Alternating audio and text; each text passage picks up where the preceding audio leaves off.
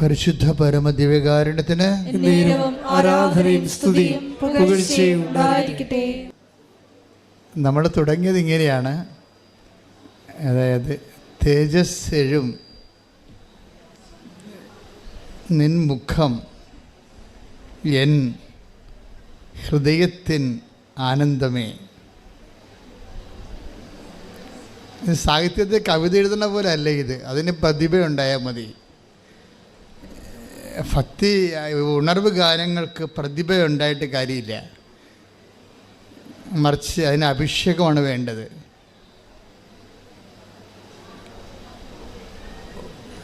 ഉണർവ് ഗാനങ്ങൾ ഈ നമ്മുടെ കൃപാസനത്തിലൊക്കെ പാടുന്നത് അഭിഷേക ഗാനങ്ങളാണ്. ഉണർവ് ഗാനങ്ങളുടെ അടുത്ത തലമുറയാണ് അഭിഷേക ഗാനങ്ങൾ. അത് നന്നായിട്ട് ദൈവസ്നേഹമുള്ളവരിൽ കണ്ണ് നിറഞ്ഞ് ഒക്കെ അഭിഷേകം ഉണ്ടാകും. ആ സമയത്ത് തന്നെ ആ ഒറ്റ പാട്ടുകൊണ്ട് തന്നെ ഒരു ധ്യാനത്തിൻ്റെ ദൈവാനുഭവം പ്രാപിക്കും.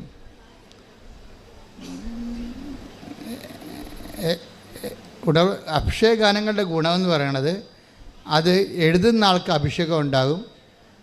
അതിൻ്റെ ഒരു ഹാൻഡ്സെറ്റ് ഉള്ളവർക്ക്, മദർ ബോർഡുള്ളവർ, ആ അഭിഷേക തലമുള്ളവരെ സംബന്ധിച്ചിടത്തോളം പെട്ടെന്ന് അത് സ്പർശിക്കുകയും ചെയ്യും. ആന്തരികമായ ദൈവാനുഭവം, ഇമ്മീഡിയറ്റ് ദൈവാനുഭവം ഉണ്ടാക്കും. അതാണ് അഭിഷേക ഗാനങ്ങളുടെ പ്രത്യേകത. ഉണർവ് ഗാനങ്ങൾ സഭയിൽ വന്നതിന് ശേഷമാണ് ഈ അഭിഷേക ഗാനങ്ങൾ വരുന്നത്. നമ്മൾ പുറത്ത് കേൾക്കുന്നതൊക്കെ ഭക്തി ഗാനങ്ങളാണ്. ഭക്തി ഗാനങ്ങൾക്ക് ഭക്തി ഉണ്ടാകുമെന്നേ ഉള്ളൂ. ആ ഭക്തി എന്നുള്ള വിഷയം മാത്രമേ ഉള്ളൂ. അതൊരു ഔട്ട് ഓഫ് ദി പേഴ്സൺ വികാരമാണ്. നമ്മുടെ ദൈവത്തിന് പുറത്ത് ഒരു മനുഷ്യനെ ഉണ്ടാകുന്ന ഒരു വികാരമാണ് ഭക്തി. ദൈവത്തെക്കുറിച്ചുള്ള സ്നേഹത്തിൽ നിന്നും ഭക്തി, ആരാധന, ഭയമൊക്കെ ഉണ്ടാകും. അതുകൊണ്ട് ആ ഭക്തി, ആ വ്യക്തിക്ക് ഭക്തി ഉണ്ടാകും. ആ ഭക്തി ഒരു റിലേഷനാണ്, ബന്ധമാണ്. അത് നിങ്ങൾ നിലനിർത്താൻ, ദൈവത്തിൻ്റെ ബന്ധം നിലനിർത്താൻ പറ്റും.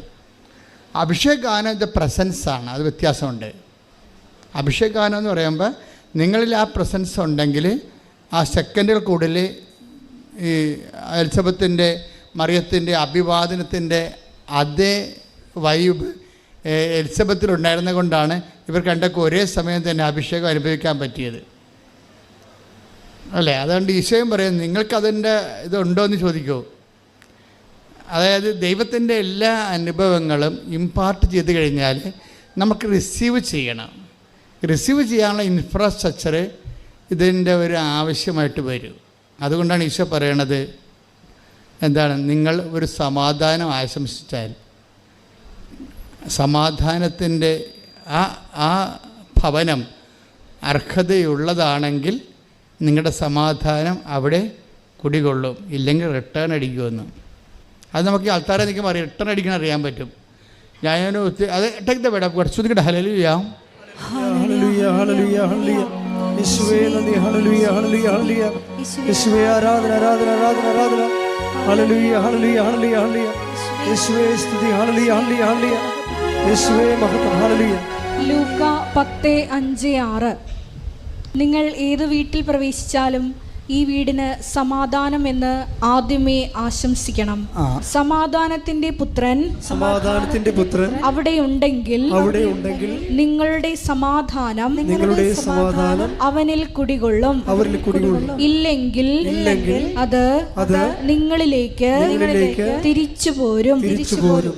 അതാണ് ഇതിൻ്റെ ദുരന്തം എന്ന് പറയുന്നത്. ദൈവാനുഭവത്തിന് ഒരു ഹാൻഡ്സെറ്റും മദർ ബോർഡും ഉണ്ട്.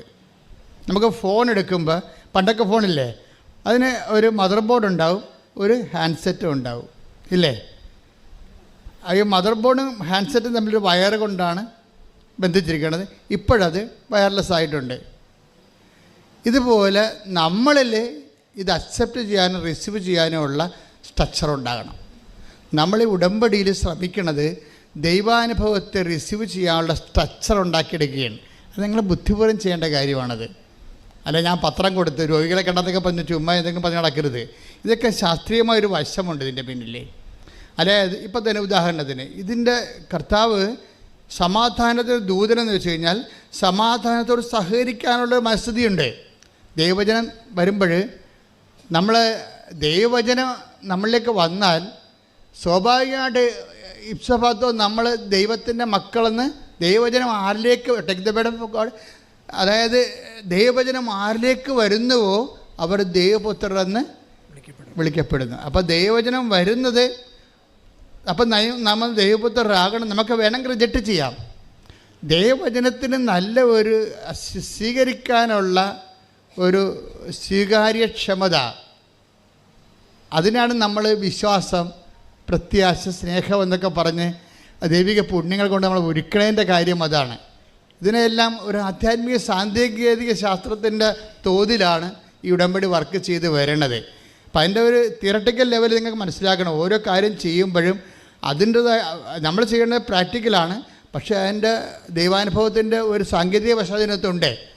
അത് നമ്മൾ മനസ്സിലാക്കിയാൽ നമ്മൾക്ക് പെട്ടെന്ന് അത് ഈ ആപ്ലിക്കേറ്റ് ചെയ്യാൻ പറ്റും. Take the word of God. Yohannan 10:35. Yohannan 10:35. ദൈവവചനം പറഞ്ഞ ദൈവവചനം ആരുടെ അടുത്തേക്ക് വന്നുവോ അവരെ ദൈവങ്ങൾ എന്ന് അവൻ വിളിച്ചു. അപ്പം ദൈവവചനം നമ്മളിൽ വസിക്കുമ്പോൾ നമ്മൾക്ക് ദൈവവചനം നമുക്ക് ദൈവാരൂപിയുടെ സാന്നിധ്യം ഉണ്ടെങ്കിൽ, അഭിഷേകം ഉണ്ടെങ്കിൽ പെട്ടെന്ന് നമുക്കത് മനസ്സിലാകും, പെട്ടെന്നൊക്കെ ഫീൽ ചെയ്യാൻ പറ്റും.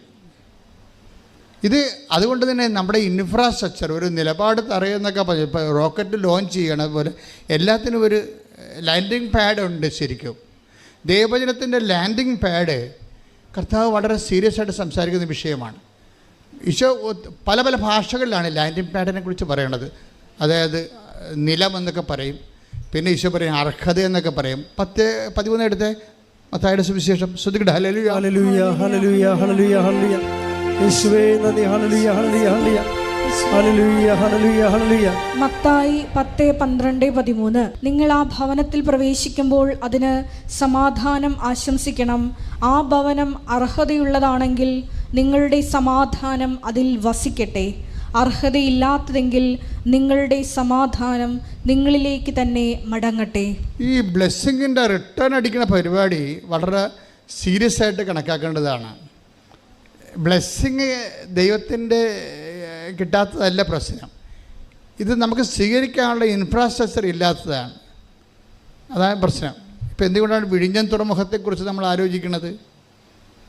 കൊച്ചി തുറമുഖത്തേക്കാൾ എപ്പോഴും എല്ലാ ദിവസവും ട്രെഡ്ജ് ചെയ്ത് അതിൻ്റെ ആഴം കൂട്ടിയിട്ടാണ് കപ്പലിനെടുക്കുന്നത്. എന്നാലും ഒരു സൈസ് കഴിഞ്ഞാൽ പിന്നെ ഉൾക്കൊള്ളാൻ പാടായിരിക്കും. അതുകൊണ്ട് ആഴക്കടലിൽ തന്നെ തുറമുഖം ഉണ്ടാക്കി വെച്ചിരിക്കുകയാണ്. അതുകൊണ്ട് നമ്മുടെ ഇൻഫ്രാസ്ട്രക്ചർ പോലെ ഇരിക്കും നമ്മളുടെ കൃപയുടെ തോത് വർദ്ധിപ്പിക്കുക. തോത് എപ്പോഴും നമ്മൾ വിഷയം. നമ്മൾക്ക് ഈ 30% കിട്ടിക്കഴിഞ്ഞാൽ നമ്മൾ ഓക്കെയാണ്. നിങ്ങൾ 30% ടാർഗറ്റ് ചെയ്താൽ നിങ്ങൾക്ക് 15% കിട്ടത്തുള്ളൂ. മത്തായി 13:8 എടുത്ത്.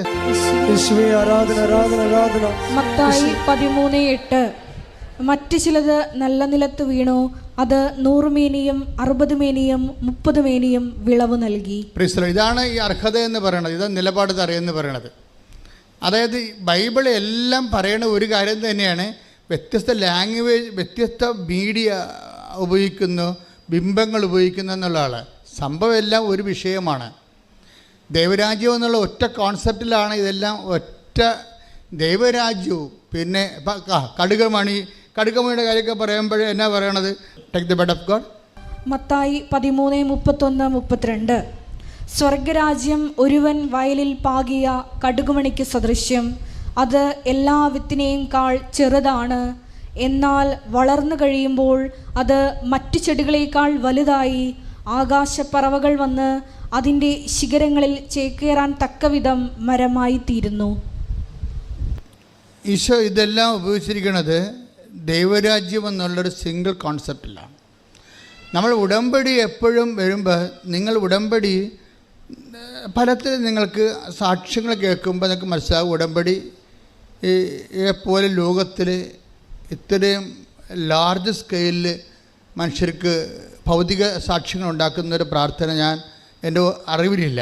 അത്രയും ഫാസ്റ്റാണിത്. തന്നെയല്ല ഇത് ഒപ്പം മനുഷ്യനെ വചനത്തിൽ വളർത്തുന്നു. വേന പോലെ കേട്ടു അനുഗ്രഹം പ്രാപിച്ചു ഒരു അപേക്ഷ കത്തെഴുതി പോകുന്ന മിനിമം പ്രോഗ്രാമല്ല. കേട്ടവൻ പതുക്കെ സുവിശേഷം സ്വീകരിക്കുകയും സുവിശേഷത്തിൻ്റെ നടപടിക്രമം പൂർത്തിയാക്കുകയും വചനത്തെ ജീവിതത്തിൽ സ്വീകരിച്ചുകൊണ്ട് അതിന് സാക്ഷിയായി ജീവിക്കുന്ന ഒരു സമാന്തര ജീവിതമുണ്ട്. നവീനക്ക് പക്ഷേ അതുണ്ടാകത്തില്ല. അപ്പോൾ ഇത് സഭയിൽ വരുന്നിരിക്കുന്ന അവസാനത്തെ ഒരു ആപ്ലിക്കേഷൻ പ്രെയറാണ്. ഈ ആപ്ലിക്കേഷൻ പ്രെയർ ശരിക്കും പറഞ്ഞാൽ അതിൻ്റെ ഒരു പൂർണ്ണതയിലേക്ക് സഞ്ചരിച്ചുകൊണ്ടിരിക്കുന്ന ഒരു കാലഘട്ടമാണിത്. ആപ്ലിക്കേഷൻ പ്രെയറിൻ്റെ പൂർണ്ണതയിലേക്ക് സഞ്ചരിക്കുന്നതെന്ന് ഞാൻ പറഞ്ഞതിൻ്റെ കാരണം, ഇപ്പം കഴിഞ്ഞ ദിവസം സതീഷ് അങ്ങനെ ഒരു സഹോദരൻ സാക്ഷ്യം പറഞ്ഞില്ല. സതീഷിൻ്റെ സാക്ഷ്യം ഒരു 5 മിനിറ്റേ മറ്റേ ഉള്ളൂ. പക്ഷേ അവിടെ സംഭവിച്ച കാര്യങ്ങൾ ഞാൻ ഈ സതീഷിൻ്റെ സാക്ഷ്യം ഇയാൾ പറയുമ്പോൾ ഞാൻ അവിടെ നിൽക്കുന്നുണ്ട്. അപ്പോൾ അദ്ദേഹം പറയണത്, ഞാൻ സാക്ഷ്യം കൊണ്ട് കേട്ടുകൊണ്ടിരിക്കുന്ന സമയത്ത് അയാൾക്ക് വേറെ ഒരു റിലേഷനുമില്ല, ക്രിസ്ത്യാനിറ്റിയുമായിട്ട് യാതൊരു റിലേഷനുമില്ല. അയാൾക്ക് ഒരു കേവല മനുഷ്യനാണ്. ഈ കേവല മനുഷ്യൻ അയാളുടെ സാക്ഷ്യം, അയാളെ സുഹൃത്തുക്കൾ അയച്ചു കൊടുത്ത ഒരു സാക്ഷ്യം, അയാളുടെ ഒരു സങ്കടം കയറി. അയാൾക്കുള്ള സങ്കടം എന്ന് പറഞ്ഞാൽ ഈ ആഴ്ചയിൽ ഇവിടെ സോറിയാസിൻ്റെ ഒരു വീക്കാണ് ഈ ആഴ്ച. കാര്യം ശരീരം മുഴുവനും സോറിയാസിസ് വന്ന് പഴുത്ത് പുണ്ണായി ഈച്ച വാർത്ത് ഇങ്ങനെ നീറി വെന്ത് ഒരു ദുരന്തമായിട്ട് ജീവിക്കണ ആൾക്കാരാണ് സോറിയാസിസ്. വന്ന് നോക്കണം. അപ്പോൾ അത് ചെറിയ ചൊറിച്ചിൽ പോലും വന്നാൽ ഭയങ്കര പാടായിരിക്കും. ഇപ്പോൾ ശരീരം മുഴുവനായി വരുന്നത്. ഇപ്പോൾ ഈ മനുഷ്യൻ തന്നെ വെറുത്ത് പോകും. ഞാൻ എപ്പോഴും ഓർക്കും, ഈ ജോബിനൊക്കെ പഴയ നിയമത്തിൽ വന്നത് സോറിയാസിസ് ആണെന്ന് ഓർക്കും ചില സമയത്ത്. അയാളിങ്ങനെ കമ്പോടൊക്കെ കൊണ്ട് മാന്തിക്കൊണ്ടിരിക്കണില്ലേ, ശരീരം മുഴുവൻ ഇങ്ങനെയായി ഇറിറ്റേറ്റ് ചെയ്യും.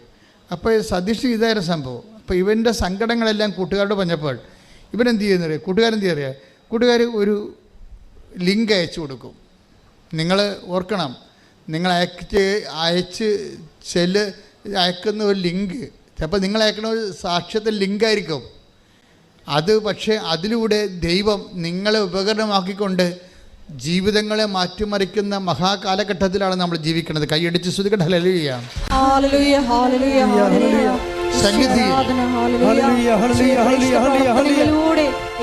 മാറ്റത്തിന്റെ വലിയ ചാലകങ്ങളാകുവാൻ ഈ ആരാധനയിലൂടെ ഞങ്ങളെ തിരഞ്ഞെടുത്ത് അഭിഷേകം ചെയ്യണമേ.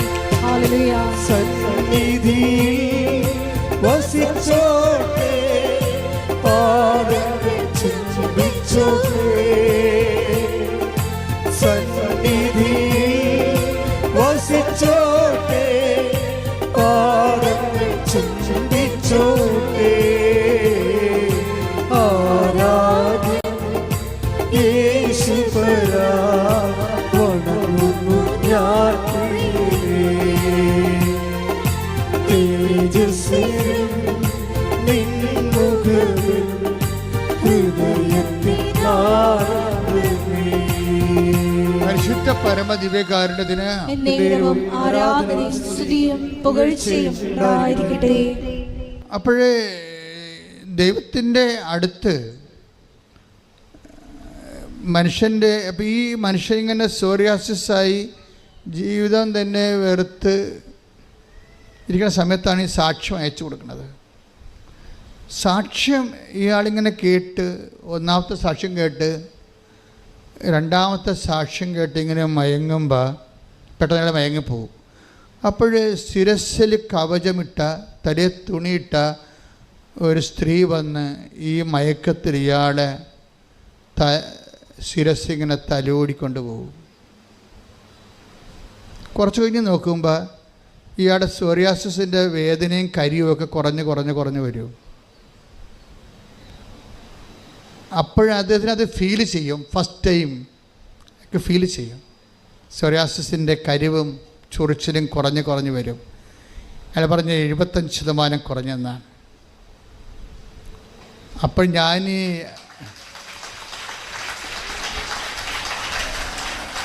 അപ്പോൾ എനിക്ക് തോന്നി ഞാൻ ഈ സാക്ഷ്യം കേട്ട സ്ഥലത്തേക്ക് ഒന്ന് ചെല്ലാമെന്ന് വിചാരിച്ചു. അപ്പം ഞാൻ പാലക്കാട് നിന്ന് ഇവിടെ വന്നപ്പോഴേക്കും മനസ്സിലായി, എൻ്റെ അടുത്ത് വന്ന് എൻ്റെ ശിരസ് തലോടിയ ആ തലയെ തുണിയിട്ട ആളിവിടെ ഇരിപ്പുണ്ടെന്ന്. സന്നിധിയിൽ സ്തുതിക്കട്ടെ. ഹല്ലേലൂയ.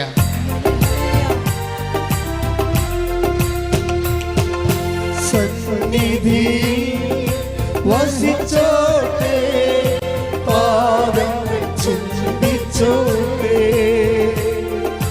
സന്നിധി വസിച്ചോട്ടെ, പാദങ്ങൾ ചുംബിച്ചോട്ടെ.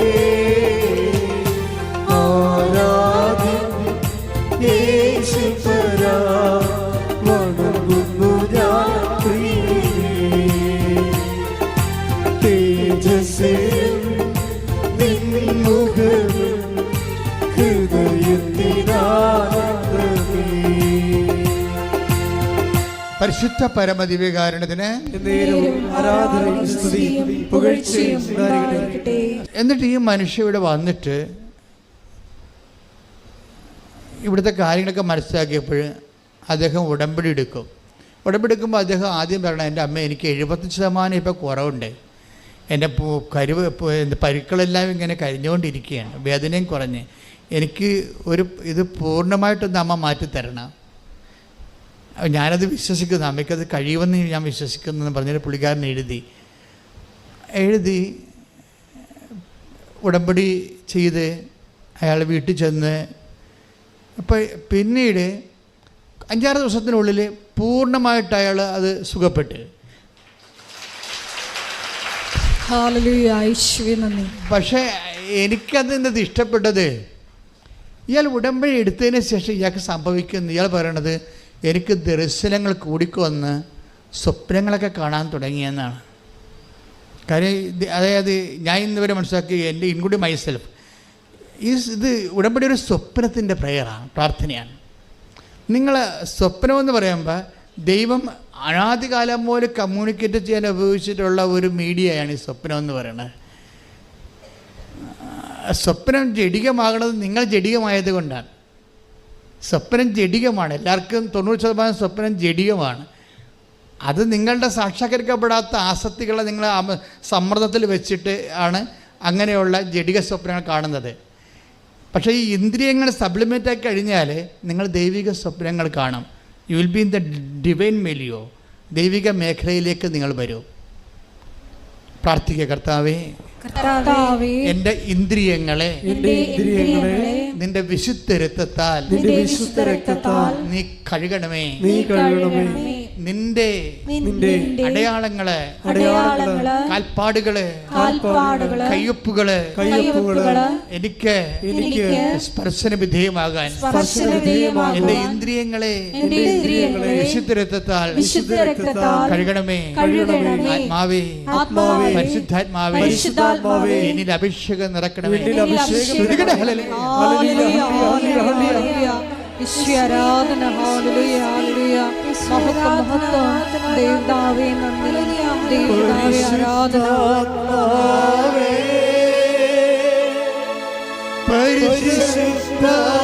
പരിശുദ്ധാത്മാവേ, പരിശുദ്ധാത്മാവേ, പരിശുദ്ധാത്മാവേ,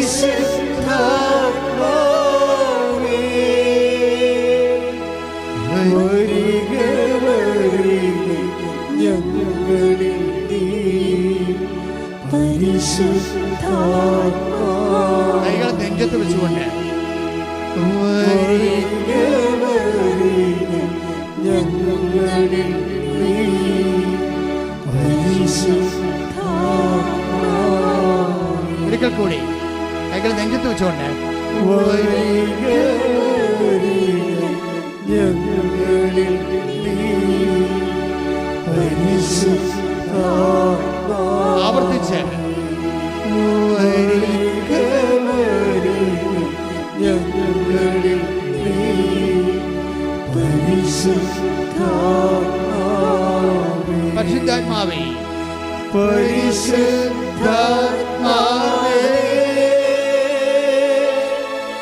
പരിശുദ്ധാത്മാവേ,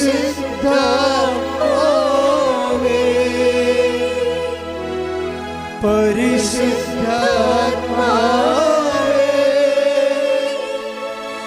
പരിശുദ്ധാത്മാവേ, വരിക വരിക ഞങ്ങളിൽ നീ, സ്നേഹത്തോടെ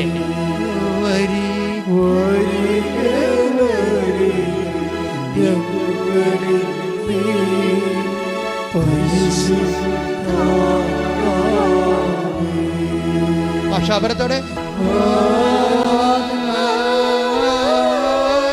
ഭാഷാപരത്തോടെ ദൈവരങ്ങട്ടെ, സ്പർശിക്കട്ടെ, സ്പർശിക്കട്ടെ. മാരക രോഗങ്ങള്, പീഡാവേദികള്, ജീവിത ദുരിതങ്ങള് യേശുവിന്റെ നാമത്തില്, യേശുവിന്റെ നാമത്തില് മാറിപ്പോകട്ടെ. ശ്രുതിക്കട്ടെ.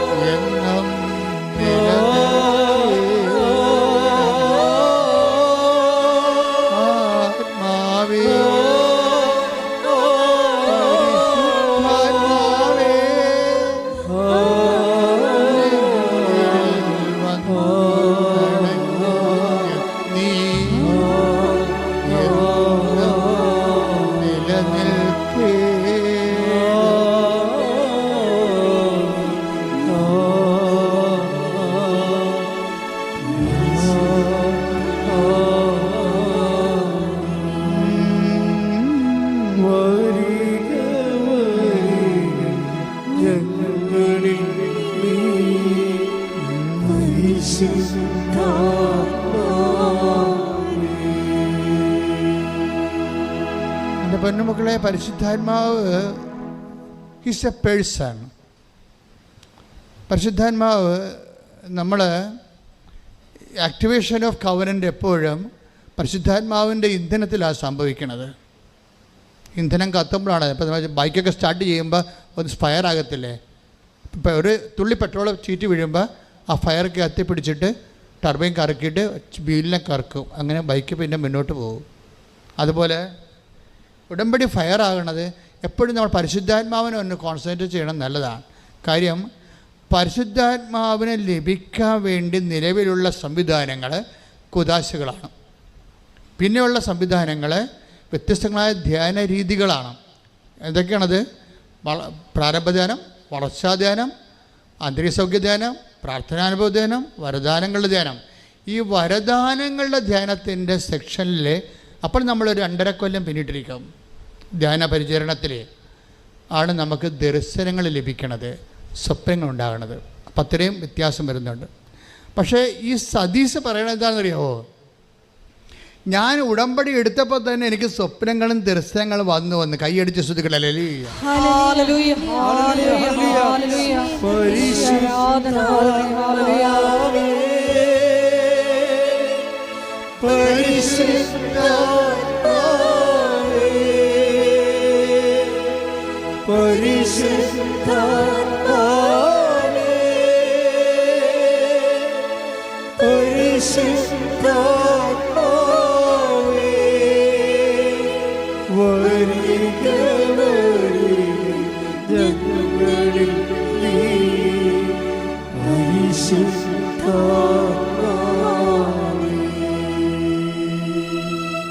അതായത് നമ്മൾക്ക് സ്വപ്നങ്ങളും ദർശനങ്ങളും വരുമ്പോൾ അതിനർത്ഥം അതിലൊന്ന് നമ്മളെ ഈ ഇൻഫ്രാസ്ട്രക്ചർ ഓക്കെ ആയെന്നാണ് എൻ്റെ അർത്ഥം. നിലപാട് തറയെന്ന് ഞാൻ പറഞ്ഞില്ലേ, നിലം നല്ല നിലമായിരിക്കുന്നു, ദൈവത്തിന് കമ്മ്യൂണിക്കബിളായി. നീ കവനൻറ്റിൻ്റെ കമ്മ്യൂണിക്കബിൾ ആകുന്ന ഒരു തലമാണത്. എന്നുവെച്ചാൽ നിങ്ങളിൽ അതിൻ്റെ മദർ ബോർഡുണ്ട്, അതിൻ്റെ ഒരു പാർട്ട് നിങ്ങളിലുണ്ട്, ദൈവത്തിന് കമ്മ്യൂണിക്കേഷനായി നിങ്ങളുമായിട്ട്. അപ്പോൾ ദർശനങ്ങളെയും സ്വപ്നങ്ങളെയും വളരെ സീരിയസ് ആയിട്ട് എടുക്കണം. ദാറ്റ് മീൻസ് അത് ദർശനങ്ങളും സ്വപ്നങ്ങളും കവനൻ്റിൽ പ്രസൻസിൻ്റെ ഭാഗമാണ്. കാര്യം പ്രസൻസ് ആണല്ലോ കവനൻറ്റിൻ്റെ എല്ലാ പ്രാർത്ഥനകളും കവനൻറ്റിനെ വ്യത്യസ്തമാക്കുന്നത് പ്രസൻസാണ്.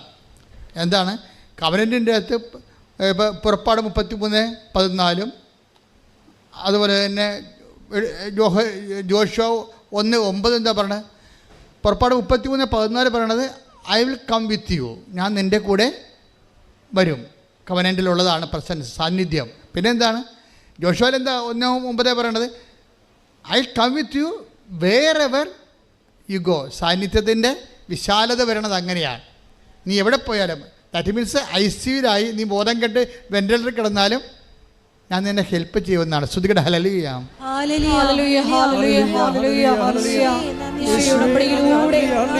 കൂടെ സഞ്ചരിക്കുന്ന അവിടുത്തെ സാന്നിധ്യത്തിന്, സാമീപ്യത്തിന് നന്ദി പറയുന്നു.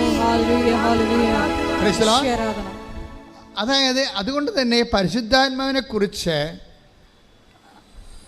നീ കർത്താവിൻ്റെ വചനങ്ങളെ സന്തോഷത്തോടെ ചെയ്യാൻ തുടങ്ങുന്ന ഒരു സമയമുണ്ട്. അപ്പോഴാണ് കവനൻ്റെ റൈപ്പാകുന്ന അപ്പോഴാണ്. അതൊക്കെ അത് നിങ്ങളുടെ കാലാവസ്ഥകൾ നിങ്ങൾക്കത് വിവേചിക്കണം. അതായത് കവനൻ്റെ പാകമായി ഇപ്പോൾ ഒരു പഴം നമ്മൾ ഇപ്പം മാങ്ങ, ഉണ്ണി മാങ്ങ എന്നൊക്കെ പറയും, പിഞ്ചെന്നൊക്കെ നമ്മൾ പറയും അല്ലേ? പിഞ്ച്, പിന്നെ ഉണ്ണി മാങ്ങ, പിന്നെയാണത് പഴം മാങ്ങയായിട്ടൊക്കെ വരണത് പഴുത്ത് വരുമ്പോൾ അല്ലേ? പിന്നെ ഒരു പ്രോസസ്സിങ് ഉണ്ട്. കവനൻ്റെ അതായത് ഒരു റൈപ്പാകുന്ന സംഭവമുണ്ട്. ആ സമയത്താണ് എന്താണ് നമ്മൾക്ക് സന്തോഷമുണ്ടാകും.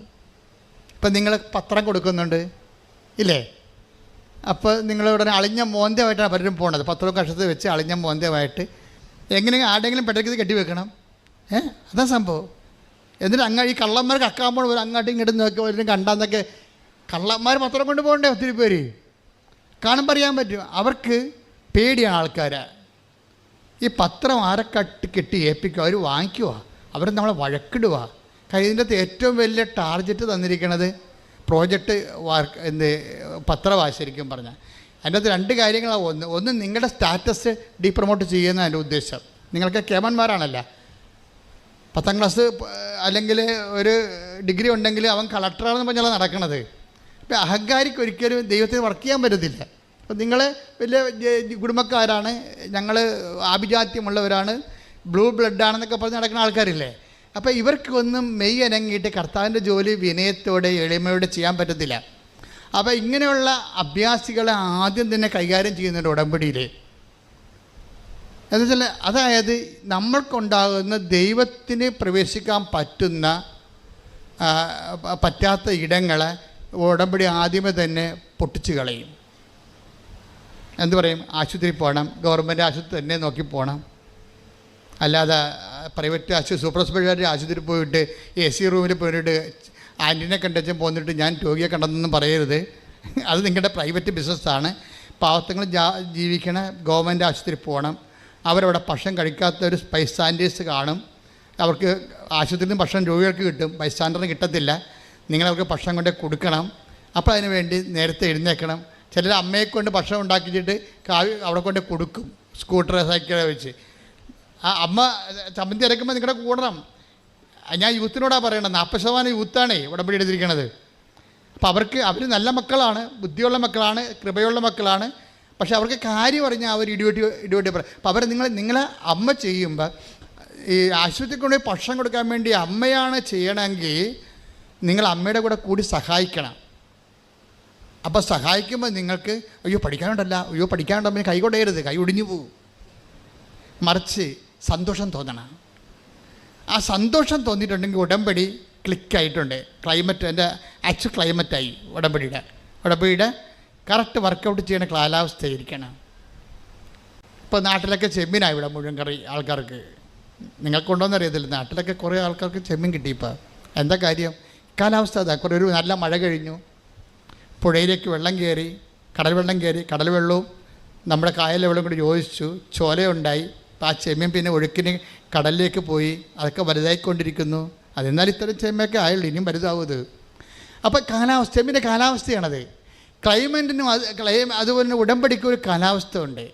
നിങ്ങൾക്ക് ഇതൊക്കെ ചെയ്യണതിന് സങ്കടം, പേടി, ഭയം, മറ്റൊരു നാട്ടുകാരെന്ത് കാണും, എന്നെക്കുറിച്ച് എന്ത് വിചാരിക്കും എന്നൊക്കെ വിചാരിച്ച് മറ്റുള്ളവരെ, ദൈവത്തെക്കാൾ നാട്ടുകാരെ ഭയം, ഇങ്ങനെയുള്ള കാലാവസ്ഥയിൽ ഉടമ്പടി വർക്കൗട്ട് ചെയ്യത്തില്ല.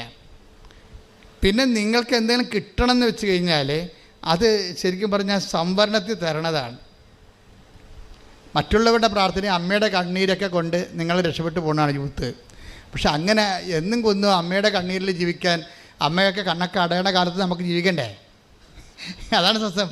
അപ്പോൾ അത് നോക്കിയിട്ട് നേരത്തെ തന്നെ അതൊക്കെ തുടങ്ങിക്കഴിഞ്ഞാൽ എൻ്റെ മക്കൾ എപ്പോഴും ചെയ്യണത്, ഈ പരിശുദ്ധാത്മാവായാലും ഈശോയായാലും ദൈവപിതാവായാലും ഇവരെല്ലാം വ്യക്തികളാണ്. നമ്മളൊരു വ്യക്തിയോടാണ് ഇൻട്രാക്ട് ചെയ്യണത്. ഇവർ ഒരേ സമയം സത്തയിൽ പക്ഷേ ഏകമാണ്, ഒന്നാണ്. ഞാൻ ഇടയ്ക്ക് നിങ്ങളോട് പറയും ഐസ് കട്ട പോലെ ഇരിക്കുമെന്ന് പറയും. എന്താണ് ഐസ് കട്ടയിൽ? വാതകമുണ്ട്, അതിങ്ങനെ വാതകം പോലെ പോണ കാണാം. അത് വെച്ചിട്ടുപോയാണ്.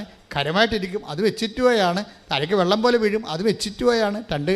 രണ്ട് ബോക്സും തന്നെ മാത്രമാണ്. ഇത് സത്തയിലൊന്നാണ്, പക്ഷേ 3 വ്യക്തികളാണ്.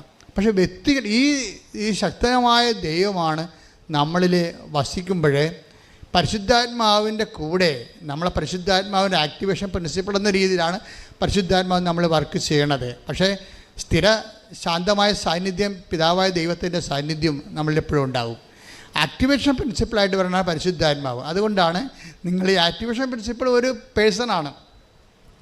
അതുകൊണ്ടാണ് 1 തെസ്സലോനിക്കർ 5:19 പരിശുദ്ധാത്മാവെ ദുഃഖിപ്പിക്കരുത് എന്നൊക്കെ പറയണത്. ഇല്ലേ? Take the word of God. ശ്രുതിയുടെ ഹല്ലേലൂയ. ഹല്ലേലൂയ ഹല്ലേലൂയ ഹല്ലേലൂയ ഹല്ലേലൂയ ഹല്ലേലൂയ ഹല്ലേലൂയ. 1 തെസ്സലോനിക്കർ 5:19 ആത്മാവിനെ നിങ്ങൾ നിർവീര്യമാക്കരുത്. 1 തെസ്സലോനിക്കർ 5:19 ആത്മാവിനെ നിങ്ങൾ നിർവീര്യമാക്കരുത്. എഫേസ്യർ 4:27 ശ്രുതിയുടെ ഹല്ലേലൂയ ഹല്ലേലൂയ ഹല്ലേലൂയ ഹല്ലേലൂയ ഹല്ലേലൂയ ഹല്ലേലൂയ. യേശുവേ സ്തുതി. ഹല്ലേലൂയ ഹല്ലേലൂയ ഹല്ലേലൂയ ഹല്ലേലൂയ ഹല്ലേലൂയ ഹല്ലേലൂയ. എഫേസ്യൻസ് 4:30 രക്ഷയുടെ ദിനത്തിനു വേണ്ടി നിങ്ങളെ മുദ്രിതരാക്കിയ ദൈവത്തിൻ്റെ പരിശുദ്ധാത്മാവിനെ വേദനിപ്പിക്കരുത്. Praise the Lord. അപ്പോൾ വേദനിപ്പിക്കരുതെന്നാണ് രക്ഷയുടെ ദിനമെന്ന് പറയണത്. നിങ്ങൾ ക്രിസ്തുവിൽ ഈ രക്ഷയുടെ ദിനമെന്ന് പറയുന്നതാണ്. ആധ്യാത്മിക അനുഭവത്തിൽ വരുമ്പോൾ ശരിക്കും പറഞ്ഞാൽ രക്ഷയുടെ ദിനങ്ങളാണ് വരണത്. രക്ഷയുടെ ദിനങ്ങൾ, ഈ ബൈബിൾ ദിനമെന്ന് ഉപയോഗിക്കുന്നത് ഒരു വലിയ കാലഘട്ടത്തെ മൊത്തമായിട്ടാണ് ഉപയോഗിച്ചിരിക്കുന്നത്. ദിനം, നിത്യതയെല്ലാം ബൈബിൾ ഉപയോഗിക്കുന്നത് വർഷമായിട്ടല്ല, അതൊരു ദിനം. എന്ന് വെച്ച് കഴിഞ്ഞാൽ രക്ഷയുടെ ദിനം പല അർത്ഥമാണ്. അതായത് രക്ഷയുടെ ഭൗതിക ദിനങ്ങളുണ്ട്, അതുപോലെ തന്നെ നിതാന്തമായ ദിനങ്ങളുണ്ട്. നമ്മളതിനെ ക്രോണോസ്, കൈറോസ് എന്നൊക്കെ ബൈബിളിൽ വ്യത്യസ്തങ്ങളായിട്ട് പറയും. പക്ഷേ ക്രോണോസിലും ഉണ്ടാകുന്ന പ്രശ്നം, അത് ഭൗതിക ദിനങ്ങളിൽ ഉണ്ടാകുന്ന വിഷയം ഭൗതിക ദിനങ്ങളാണ്, ഭൗതിക ദിനമായിട്ടല്ല. എന്നെല്ലാം നീ ക്രിസ്തുവിനെ അനുഭവിക്കുന്നു, അതെല്ലാം രക്ഷയുടെ ദിനങ്ങളാണ്. രക്ഷയുടെ ദിനങ്ങളാണ്. എല്ലാ ദിവസവും ക്രിസ്തുവിനെ നമ്മൾക്കറിയാമല്ലോ, എന്ത് ഉടമ്പടിയായാലും ബേസിക്കായിട്ട് നമുക്ക് കിട്ടേണ്ട അനുഭവം ക്രിസ്തു അനുഭവമാണ് ഉണ്ടാകണം. അതിന് ഓരോ ദിവസവും ക്രിസ്തു അനുഭവം ഉണ്ടായിക്കൊണ്ടിരിക്കും. ക്രിസ്തു അനുഭവത്തിലേക്ക് നമ്മളെ നയിക്കുന്ന മാധ്യശക്തിയും മാതൃകാശക്തിയുമായിട്ടൊക്കെയാണ് മറിയം. അതിന് ഏറ്റവും നമ്മളെ സഹായിക്കുന്ന സാങ്കേതികമായ ദൈവിക പദ്ധതിയാണ് ഉടമ്പടി. ആ ഉടമ്പടിയിലെ ലക്ഷ്യം എന്താണ്? ക്രിസ്തു അനുഭവമാണ് ലക്ഷ്യം. അപ്പം നിങ്ങളുടെ മനസ്സിലെല്ലാം ഈ സന്തോഷം അടിസ്ഥാനപ്പെടുത്തിയിരിക്കുന്നത് ക്രിസ്തു എന്നുള്ള വ്യക്തിയിലാണ്. മനസ്സിലായില്ലേ? നിങ്ങൾ പത്രം കൊടുക്കുമ്പോൾ നിങ്ങൾ സന്തോഷിക്കണമെങ്കിൽ പത്രം കൊടുത്തുകൊണ്ട് നിങ്ങൾ ഉടനെ അടുത്ത IELTS പാസ്സാകുമെന്ന് ഓർത്തും കാനഡയിൽ PR കിട്ടുമെന്ന് ഓർത്തല്ല സന്തോഷിക്കേണ്ടത്. ആ സന്തോഷം ഇതുമായിട്ട് ബന്ധമില്ല. പത്രം കൊടുക്കുമ്പോൾ നിങ്ങൾ സന്തോഷിക്കേണ്ടത് ക്രിസ്തു എന്ന നാമത്തെ പ്രതിയാണ്. അതായത് നമ്മൾ അതിലെടുക്കണമെങ്കിലേ 5:41 എടുത്ത് നടപടി പുസ്തകം, അപ്പോസ്തല പ്രവർത്തനങ്ങൾ 5:41 അവരാകട്ടെ യേശുവിന്റെ നാമത്തെ പ്രതി അപമാനം സഹിക്കാൻ യോഗ്യത ലഭിച്ചതിൽ സന്തോഷിച്ചുകൊണ്ട് സംഘത്തിന്റെ മുമ്പിൽ നിന്ന് പുറത്തുപോയി. അപ്പൊ ഇത് ഒരു കവനന്റിന്റെ ഒരു പ്രധാനപ്പെട്ട ഒരു ഫേസാണ്. ഫേസ് വേർഡ് എന്ന് പറയുന്നതിനാ ഒരു മുഖവചനമാണ്. എന്താ കാര്യം? ഒന്നിന് വായിച്ചത്. അവരാകട്ടെ അവരെന്താ അപ്പോസ്തലന്മാരെ ഉദ്ദേശിക്കണം? അവരാകട്ടെ യേശുവിന്റെ നാമത്തെ പ്രതി അപമാനം സഹിക്കാൻ യോഗ്യത ലഭിച്ചതിൽ സന്തോഷിച്ചുകൊണ്ട് സംഘത്തിന്റെ മുമ്പിൽ നിന്ന് പുറത്തുപോയി. അപ്പൊ ഈ നമ്മൾക്ക് പ്രേക്ഷിത പ്രവർത്തനങ്ങൾ ചെയ്യുമ്പോൾ സ്വാഭാവികമായിട്ടും അതിൽ ഉള്ളതാണ് അപമാനം എന്നുള്ളത്. അപ്പോൾ നിങ്ങൾ ഓർക്കണം, ഇത് സന്തോഷമുള്ള പരിപാടിയാണെന്ന് വിചാരിക്കരുത്. സത്യസന്ധമാണെങ്കിൽ സന്തോഷമുള്ള പരിപാടിയല്ല ഇത്. വെളിച്ചം പാത്രം നിങ്ങൾ വേറെ ആൾക്കാരെ കൊണ്ട് തുമ്പിയെ കൊണ്ട് കല്ലടിപ്പിക്കണവരില്ലേ? ഡാഡിയോടെ പോൺ ചെയ്യല്ലേ? ഡാഡിയോടെ പോൺ പള്ളി അപ്പന് ഷർട്ട് എടുത്തുമ്പോൾ ഡാഡിയോടെ പോൺ, ഞാൻ പള്ളി പോൺ എന്നാൽ ഈ പത്രം ഒന്ന് കൊടുക്കുക. അതാണ് പ്രശ്നം. അവർക്ക് എന്നാ പ്രശ്നം? അവൻ തുമ്പിയെ കൊണ്ട് കല്ലടിപ്പിക്കുകയാണ് ശരിക്കും പറഞ്ഞാൽ. അതല്ല, നമ്മളാണ് അപ്പോൾ എടുക്കണമെന്നുണ്ടെങ്കിൽ എടി പെണ്ണേ നിനക്ക് തലക്ക് വല്ല കാച്ചിൽ വേണം, വേറെ പണിയൊന്നുമില്ലേ, ഇതൊക്കെ ചുമ്മാ ഇതൊക്കെ അഭ്യാസമാണ് എന്ന് പറയുമ്പോൾ ഇപ്പം നിങ്ങൾ നിരീശ്വരവാദികളെ കണ്ടുമുട്ടും. അവർക്കാണെങ്കിൽ ഇത് കാണുമ്പോൾ തന്നെ കലി കയറും. അവർ നിങ്ങളുടെ തന്തയ്ക്ക് വിളിക്കണതിന് പകരം ദൈവത്തിന് തന്തയ്ക്ക് വിളിക്കും. കാരണം പിശാചിന് അങ്ങനെ തോന്നുമല്ല വിളിച്ച് പിടിക്കാൻ, ഒരു ധൈര്യമല്ല പിശാചിന്. അപ്പം അതുകൊണ്ട് സ്വാഭാവികമായിട്ട് അപ്പം നിങ്ങളോർക്കും ദൈവമേ അവരെന്നെ തന്തയ്ക്ക് വിളിച്ച് വല്ലതും കേട്ടാ. നമ്മുടെ പ്രശ്നം വേറെ അവരുടെയും കേട്ടാൽ നമ്മൾ കേട്ടാലേ പ്രശ്നമേ. നമ്മളെ ചീത്ത വിളിക്കണ വേറെ അവരും കേട്ടാന്നാണ്. ദാറ്റ് മീൻസ് നമുക്ക് സന്തോഷമില്ല, നമുക്ക് നിരാശയും പണ്ടാരം പോയി ഉടമ്പടി എടുത്തത് ഗതികേടായല്ല. ഇതിൽ ഈ ദൈവത്തിൻ്റെ അനുഗ്രഹം കേട്ട ഇതേ മാർഗ്ഗമുള്ള വേറെ മാർഗ്ഗമൊന്നുമില്ലേ എന്ന് നമ്മൾ ചോദിക്കും. എൻ്റെ മക്കളെ, ഇതേ മാർഗ്ഗം എന്ന് വെച്ച് കഴിഞ്ഞാൽ വേറെ മാർഗ്ഗമൊക്കെ ഉണ്ട്. പക്ഷേ മുതൽ മുടക്കമുള്ള മാർഗ്ഗം ഇതേ ഉള്ളൂ. കവനൻ്റ് എന്ന് പറയുമ്പോൾ ഇത് ബൈലാറ്ററൽ എഗ്രിമെൻ്റ്, പേഴ്സണല്ലേ. നമ്മൾ വ്യക്തിയുമായിട്ട് ഒരു എഗ്രിമെൻറ്റിലേക്ക് വിളിക്കണ കവനൻ്റേ ഉള്ളൂ. ബാക്കിയെല്ലാം സിംഗിൾ ഹെഡിൽ പ്രെയറാണ്. കേട്ട് പോയാൽ പോയി, അത്രേ ഉള്ളൂ. നിങ്ങൾക്കത് കേൾക്കണമെന്ന് ഒരു നിർബന്ധവും ഇല്ല. ദൈവം ഇത് കേൾക്കണം നിർബന്ധവും ഇല്ല. ഇതെന്ന് പറയുമ്പോൾ കവനൻ്റാണ്. ദൈവം നിങ്ങളോട് എഗ്രിമെൻ്റ് ചെയ്തിരിക്കുകയാണ്. ദൈവം ഇത് നമ്മൾ അവിശ്വസ്തരായിരുന്നാലും take the word of God, നമ്മൾ അവിശ്വസ്തരായിരുന്നാലും ദൈവം വിശ്വസ്തനായിരിക്കും. ശ്രദ്ധിക്കട്ടെ. ഹല്ലേലൂയ ഹല്ലേലൂയ ഹല്ലേലൂയ ഹല്ലേലൂയ. യേശുവേ നന്ദി. ഹല്ലേലൂയ ഹല്ലേലൂയ ഹല്ലേലൂയ ഹല്ലേലൂയ ഹല്ലേലൂയ. യേശുവേ ആരാധന ആരാധന ആരാധന. തിമോത്തിയല്ലേ? ആരാധന യേശുവേ ആരാധന. 2 തിമോത്തി 2:13. 2 തിമോത്തി 2:13. നാം അവിശ്വസ്തരായിരുന്നാലും അവൻ വിശ്വസ്തനായിരിക്കും. എന്തെന്നാൽ തന്നെ തന്നെ നിഷേധിക്കുക അവന് സാധ്യമല്ല. അതായത് തന്നെ തന്നെ നിഷേധിക്കാൻ നമുക്ക് സാധ്യമാണ്. അതായത് നമ്മൾ ഫ്രോഡായത് കൊണ്ടാണ്. ഫ്രോഡെന്ന് പറയുന്നതിൻ്റെ അർത്ഥം എന്താണ്? അവനവനെ തന്നെ നിഷേധിക്കുന്ന ആൾക്കാരാണ്. എന്തെല്ലാം ദൈവത്തെ പറഞ്ഞാൽ, ഇപ്പോൾ ചില ഭർത്താക്കന്മാരില്ലേ, അവരെ കുടിച്ചിട്ട് കയറി വരുമ്പോൾ ഭാര്യ ഉടനെ വിഷമെടുത്ത് കഴിക്കാൻ പോകും. ഉടനെ ഭാര്യയുടെ കൈ എടുത്തിട്ട് പറയും, കൈ എടുത്തിട്ട് അയാളുടെ തലയെ വെക്കും, അല്ലെങ്കിൽ അയാളുടെ കൈ എടുത്ത് ഭാര്യയുടെ തലയെ വെച്ച് കൊടുക്കും. എടീ നിൻ്റെ തലയെ നീയാണ് സത്യം, ഞാൻ ഇതിനെ കുടിക്കത്തില്ല. എടോ മനുഷ്യ, ഇത്രയും കുറേ നാൾ തലയെ വെച്ച് എൻ്റെ തലക്ക് തലവേദന മാറണില്ലെന്ന് പറയും. ഇപ്പോൾ തല പൊട്ടിപ്പോകാൻ പോണെന്ന് പറയും. എന്താണെന്ന്? അയാളത് ഫ്രോഡാണ്.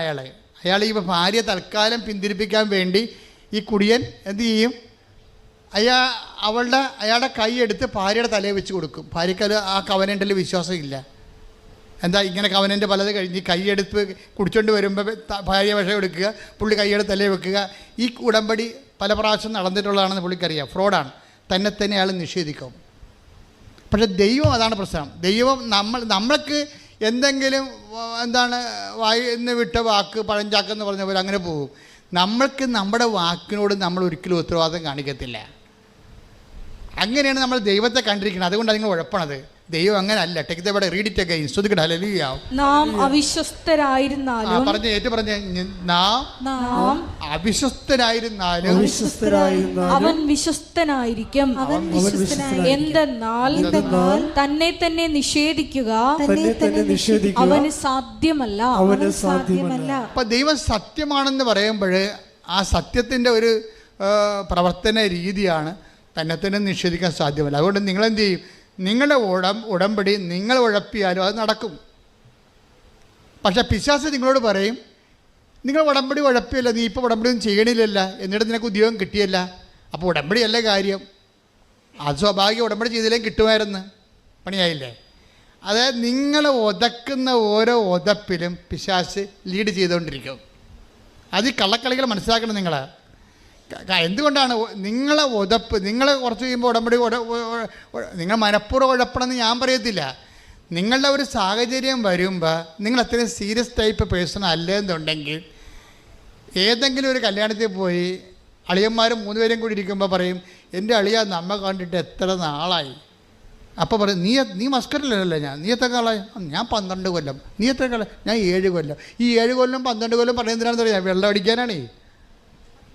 അതിൻ്റെ ഈ 7 കൊല്ലവും 12 കൊല്ലത്തിൻ്റെ ഇവനെ എടുത്ത് വീണ് പോകും. ശരിയാണ്, അളിയെ കണ്ടിട്ട് 16 കൊല്ലമായി, 12 കൊല്ലമായി, 7 കൊല്ലമായി, ഇനി എപ്പോൾ കാണാനാണ്? മനുഷ്യന്മാരല്ലേ, ഇന്ന് കാണുന്നവർ നാളെ കാണുന്നില്ല എന്ന് പറഞ്ഞുകൊണ്ട് അവരോരോ സെൻറ്റിമെൻ്റ് അടിക്കുമ്പോൾ ഇവനും കുടിക്കും. അതുകൊണ്ട് ഈ പാപ്പടം വീണ് പോകും. പാപ്പടം വീണ് പോകുന്ന പാപ്പടനെ തന്നെ മനസ്സിലാക്കാൻ വേണ്ടിയും വീഴാനൊരവസരം തരികയാണ്. വീഴാനും ഒരു അവസരമാണത്, ദൈവം തന്നെ വീഴിക്കാൻ അനുവദിക്കും. എന്നിട്ടപ്പോൾ നിനക്ക് കുറച്ച് കഴിയുമ്പോൾ നിനക്ക് അയ്യോ എൻ്റെ മാതാവേ, എൻ്റെ കടങ്ങളെ, എൻ്റെ രോഗമേ, ഞാൻ ഉടമ്പടി ചെയ്താണല്ലോ, ഞാൻ തെറ്റിപ്പോയില്ല എന്ന് നിനക്ക് സങ്കടം വരും. സങ്കടം വരെ കുഴപ്പമില്ല, അതിൽ ദൈവസ്നേഹം ഉണ്ടാകണം. നിനക്ക് ദൈവസ്നേഹമല്ല, അയ്യോ ഞാൻ ഉടമ്പടി തെറ്റിപ്പോയില്ല, ഇതിൻ്റെ കടവടക്കാം. നിങ്ങൾക്ക് വിഷയസ്നേഹമാണുള്ളത്.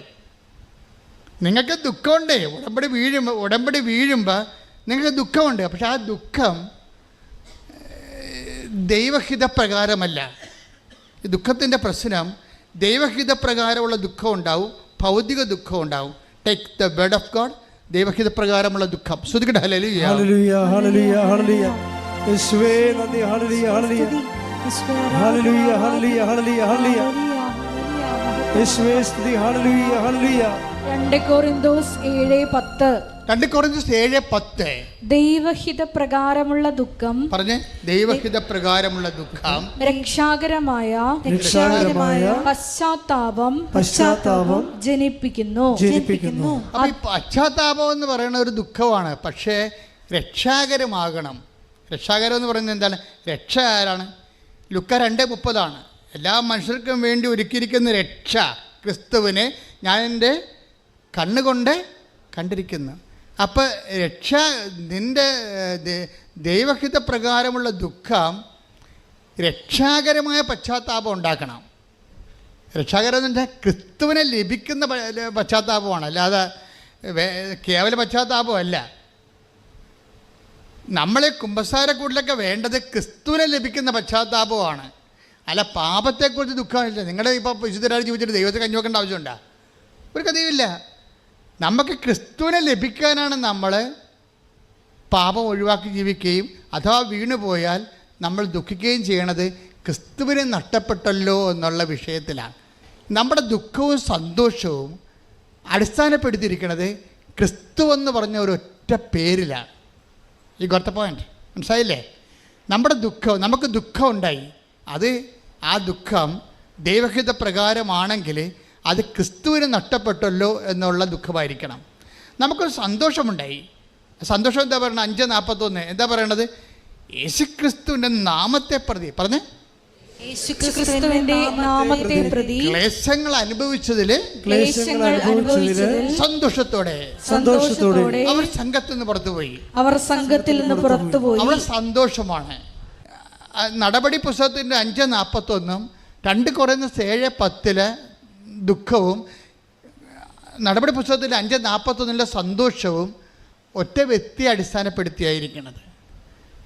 ഈ ഉടമ്പടി കാലാവസ്ഥ എന്ന് പറയണത് നമ്മുടെ ദുഃഖ സന്തോഷങ്ങളെ വിഷയത്തെയാണോ ഈ വ്യക്തിയെയാണോ ആശ്രയപ്പെടുത്തിയിരിക്കണം എന്നുള്ളതാണ്.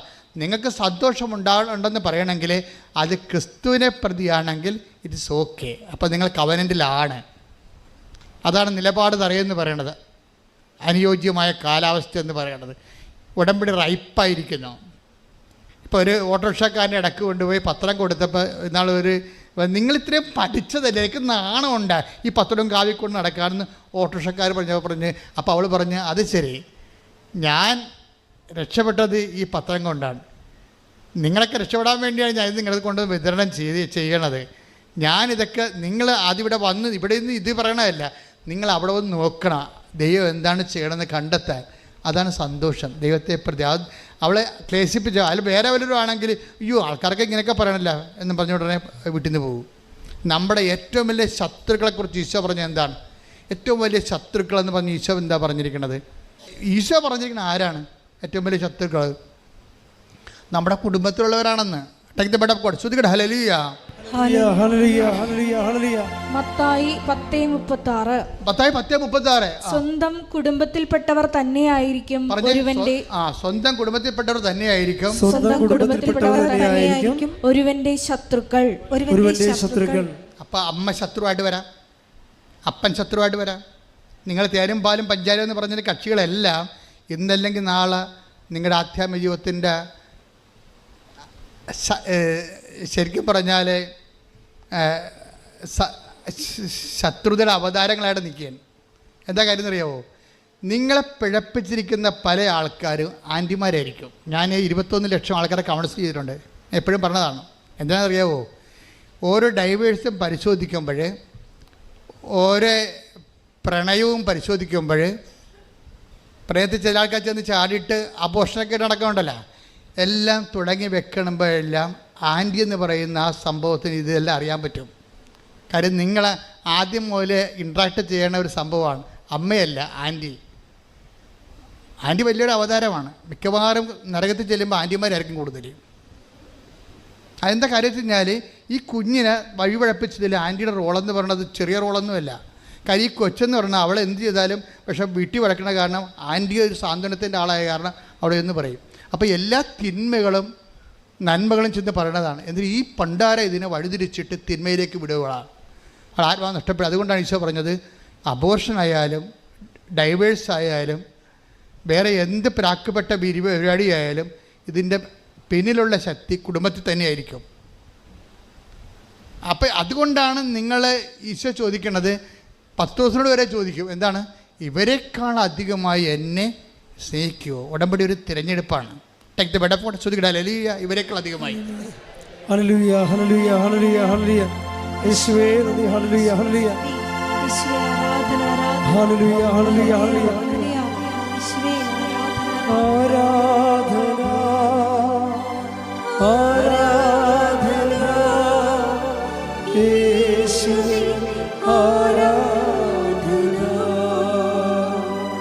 യോഹന്നാൻ 21:15.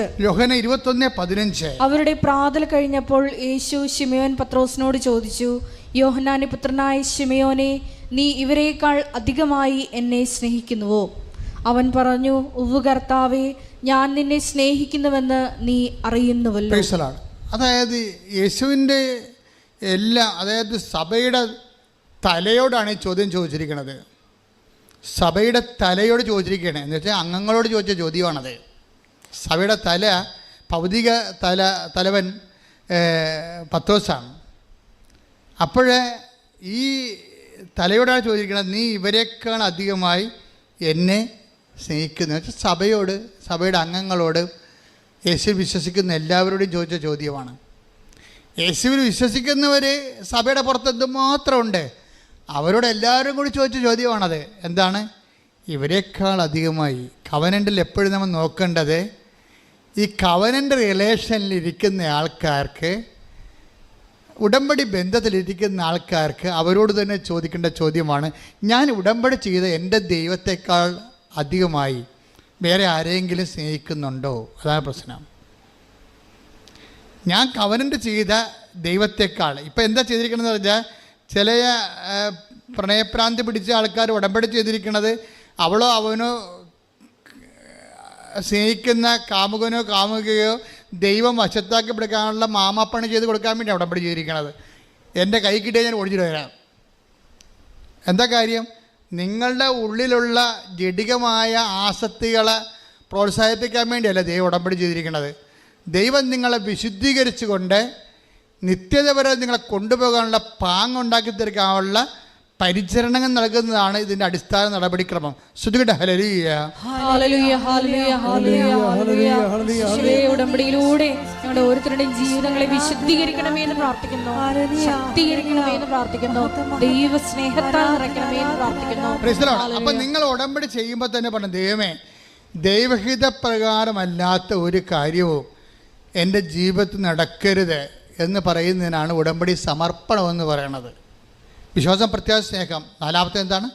സമർപ്പണം. സമർപ്പണം ഉടമ്പടി വരുമ്പോഴാണ് ആധ്യാത്മികതയിൽ സമർപ്പണം ശക്തി പ്രാപിക്കുന്നത്. എന്ന് വെച്ച് കഴിഞ്ഞാൽ എൻ്റെ ജീവിതത്തിൽ പറഞ്ഞേ, എൻ്റെ ജീവിതത്തിലെ ദൈവത്തിന്റെ ഇഷ്ടമല്ലാത്ത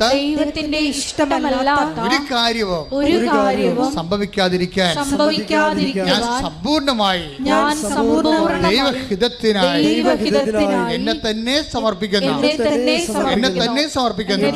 ശ്രുതികട്ടെ ഹല്ലേലൂയ.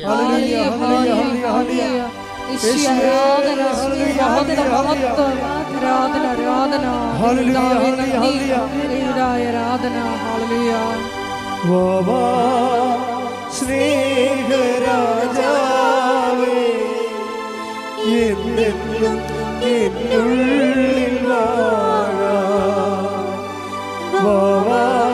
സ്നേഹത്തിൻ പൂനിലാവേ, എന്നുള്ളിൽ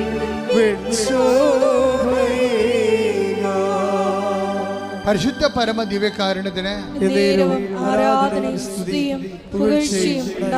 ഇപ്പൊ നമ്മൾ സതീശന്റെ സാക്ഷ്യത്തിലേക്ക് തിരിച്ചു വരുമ്പോൾ അത് സതീശന്റെ ആധ്യാത്മിക അനുഭവങ്ങളുടെ പരിണാമങ്ങളെ നമ്മൾ അതിൻ്റെ പരിച്ഛേദങ്ങൾ നോക്കുമ്പോൾ നമുക്ക് മനസ്സിലാകുന്ന ഒരു സത്യം എന്താ അറിയാവോ?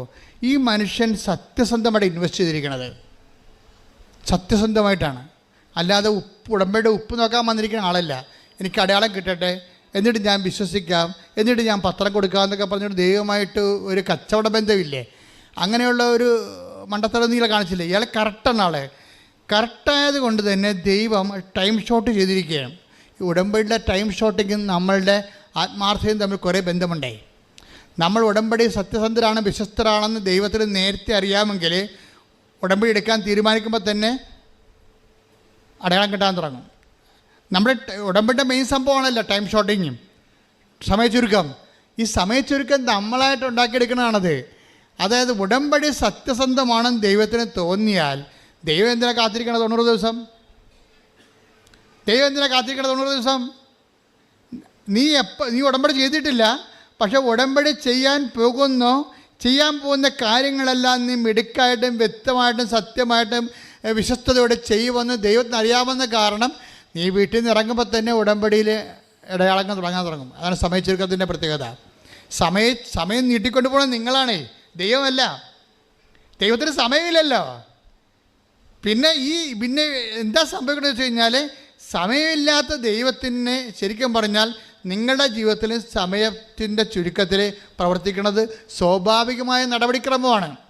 പക്ഷെ നമ്മൾ അവിശ്വസ്തത കാണിച്ചും ദൈവത്തെ ഉടമ്പടി രുചി നോക്കിയും ഒക്കുക ഒത്താ കൊള്ളാം എന്നൊക്കെ പറഞ്ഞുകൊണ്ട് നിനക്ക് കിട്ടിയ അവന് കിട്ടിയ എന്നൊക്കെ പറഞ്ഞുകൊണ്ട് ഇങ്ങനെ ഓരോരുത്തരോട് ചോദിച്ചു നടക്കും. നിങ്ങൾക്ക് എന്ത് കിട്ടി? നിങ്ങൾ ഉടമ്പടി എന്ത് ചെയ്ത് കിട്ടിയ? ഇങ്ങനെ ഫോണെടുത്ത് വെച്ചൊക്കെ ചോദിക്കുമ്പോൾ തന്നെ ദൈവത്തിന് അറിയാം ഇതൊരു പ്രാക്കപ്പെട്ട പിശാചാണ്, ഇതിനെ കാലപ്പെടുത്തി നിലത്തിട്ടടിക്കണമെന്ന് ദൈവത്തിന് അറിയാം. എന്തൊക്കെ അറിയാം? വിശ്വാസമില്ലാവെന്ന് ദൈവത്തെ പറ്റിച്ചിരിക്കുകയാണ്. അയാൾ മൊബൈലെടുത്ത് വിളിച്ചു ചോദിക്കണം, കിട്ടിയ? നിങ്ങളുടെ ഉടമ്പടി എല്ലാം നടന്ന വല്ലതും ഇങ്ങനെ ചോദിക്കും. എന്താ വെച്ചാൽ ഇവള് ഇപ്പം തന്നെ ഫ്രോഡാണ് ശരിക്കും പറയാം. അപ്പം അതുകൊണ്ട് നിങ്ങൾ അഭ്യാസം ദൈവത്തെ എടുത്ത് കാണിക്കരുത്. കാണിച്ചാൽ ഇത് വിളക്കാൻ തേക്കണ പാണ്ടാകും. പലർക്കും പാണ്ടായി നടക്കേണ്ട കാരണം അതാണ്. അപ്പം അതുകൊണ്ട് അനുതാപം ഉണ്ടാകണം. അനുതാപം ഉണ്ടാകുമ്പോൾ വിഷയത്തെപ്രതിയല്ല, ക്രിസ്തുവിൻ എന്ന വ്യക്തിയെപ്രതി അനുതാപം ഉണ്ടാകണം. പ്രാർത്ഥിക്കുക, കർത്താവേ അങ്ങേ നഷ്ടപ്പെടുകയോ അങ്ങ് നഷ്ടപ്പെടുമ്പോൾ ദുഃഖമായിട്ടോ അങ്ങയുടെ നേടുമ്പോൾ സന്തോഷമായിട്ടും അനുഭവിക്കുന്ന സാക്ഷാത്തായ ദൈവരാജ്യത്തിന്റെ സന്തോഷത്തിലേക്ക് എന്നെ അഭിഷേകം ചെയ്ത് ഉയർത്തണമേ. ഹല്ലേലൂയ ഹല്ലേലൂയ ഹല്ലേലൂയ ഹല്ലേലൂയ യേശുവേ നന്ദി ഹല്ലേലൂയ ഹല്ലേലൂയ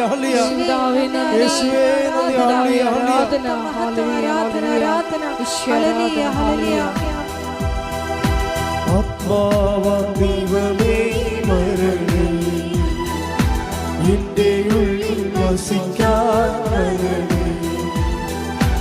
ആത്മാവാം ദൈവമേ വരണേ, നിന്റെ ഉള്ളിൽ വസിക്കാൻ വരണേ. ദാഹിച്ചു നിന്നെ ഞാൻ തേടുന്നു, സ്വർഗം തുറന്നിറങ്ങി നീ വരണേ.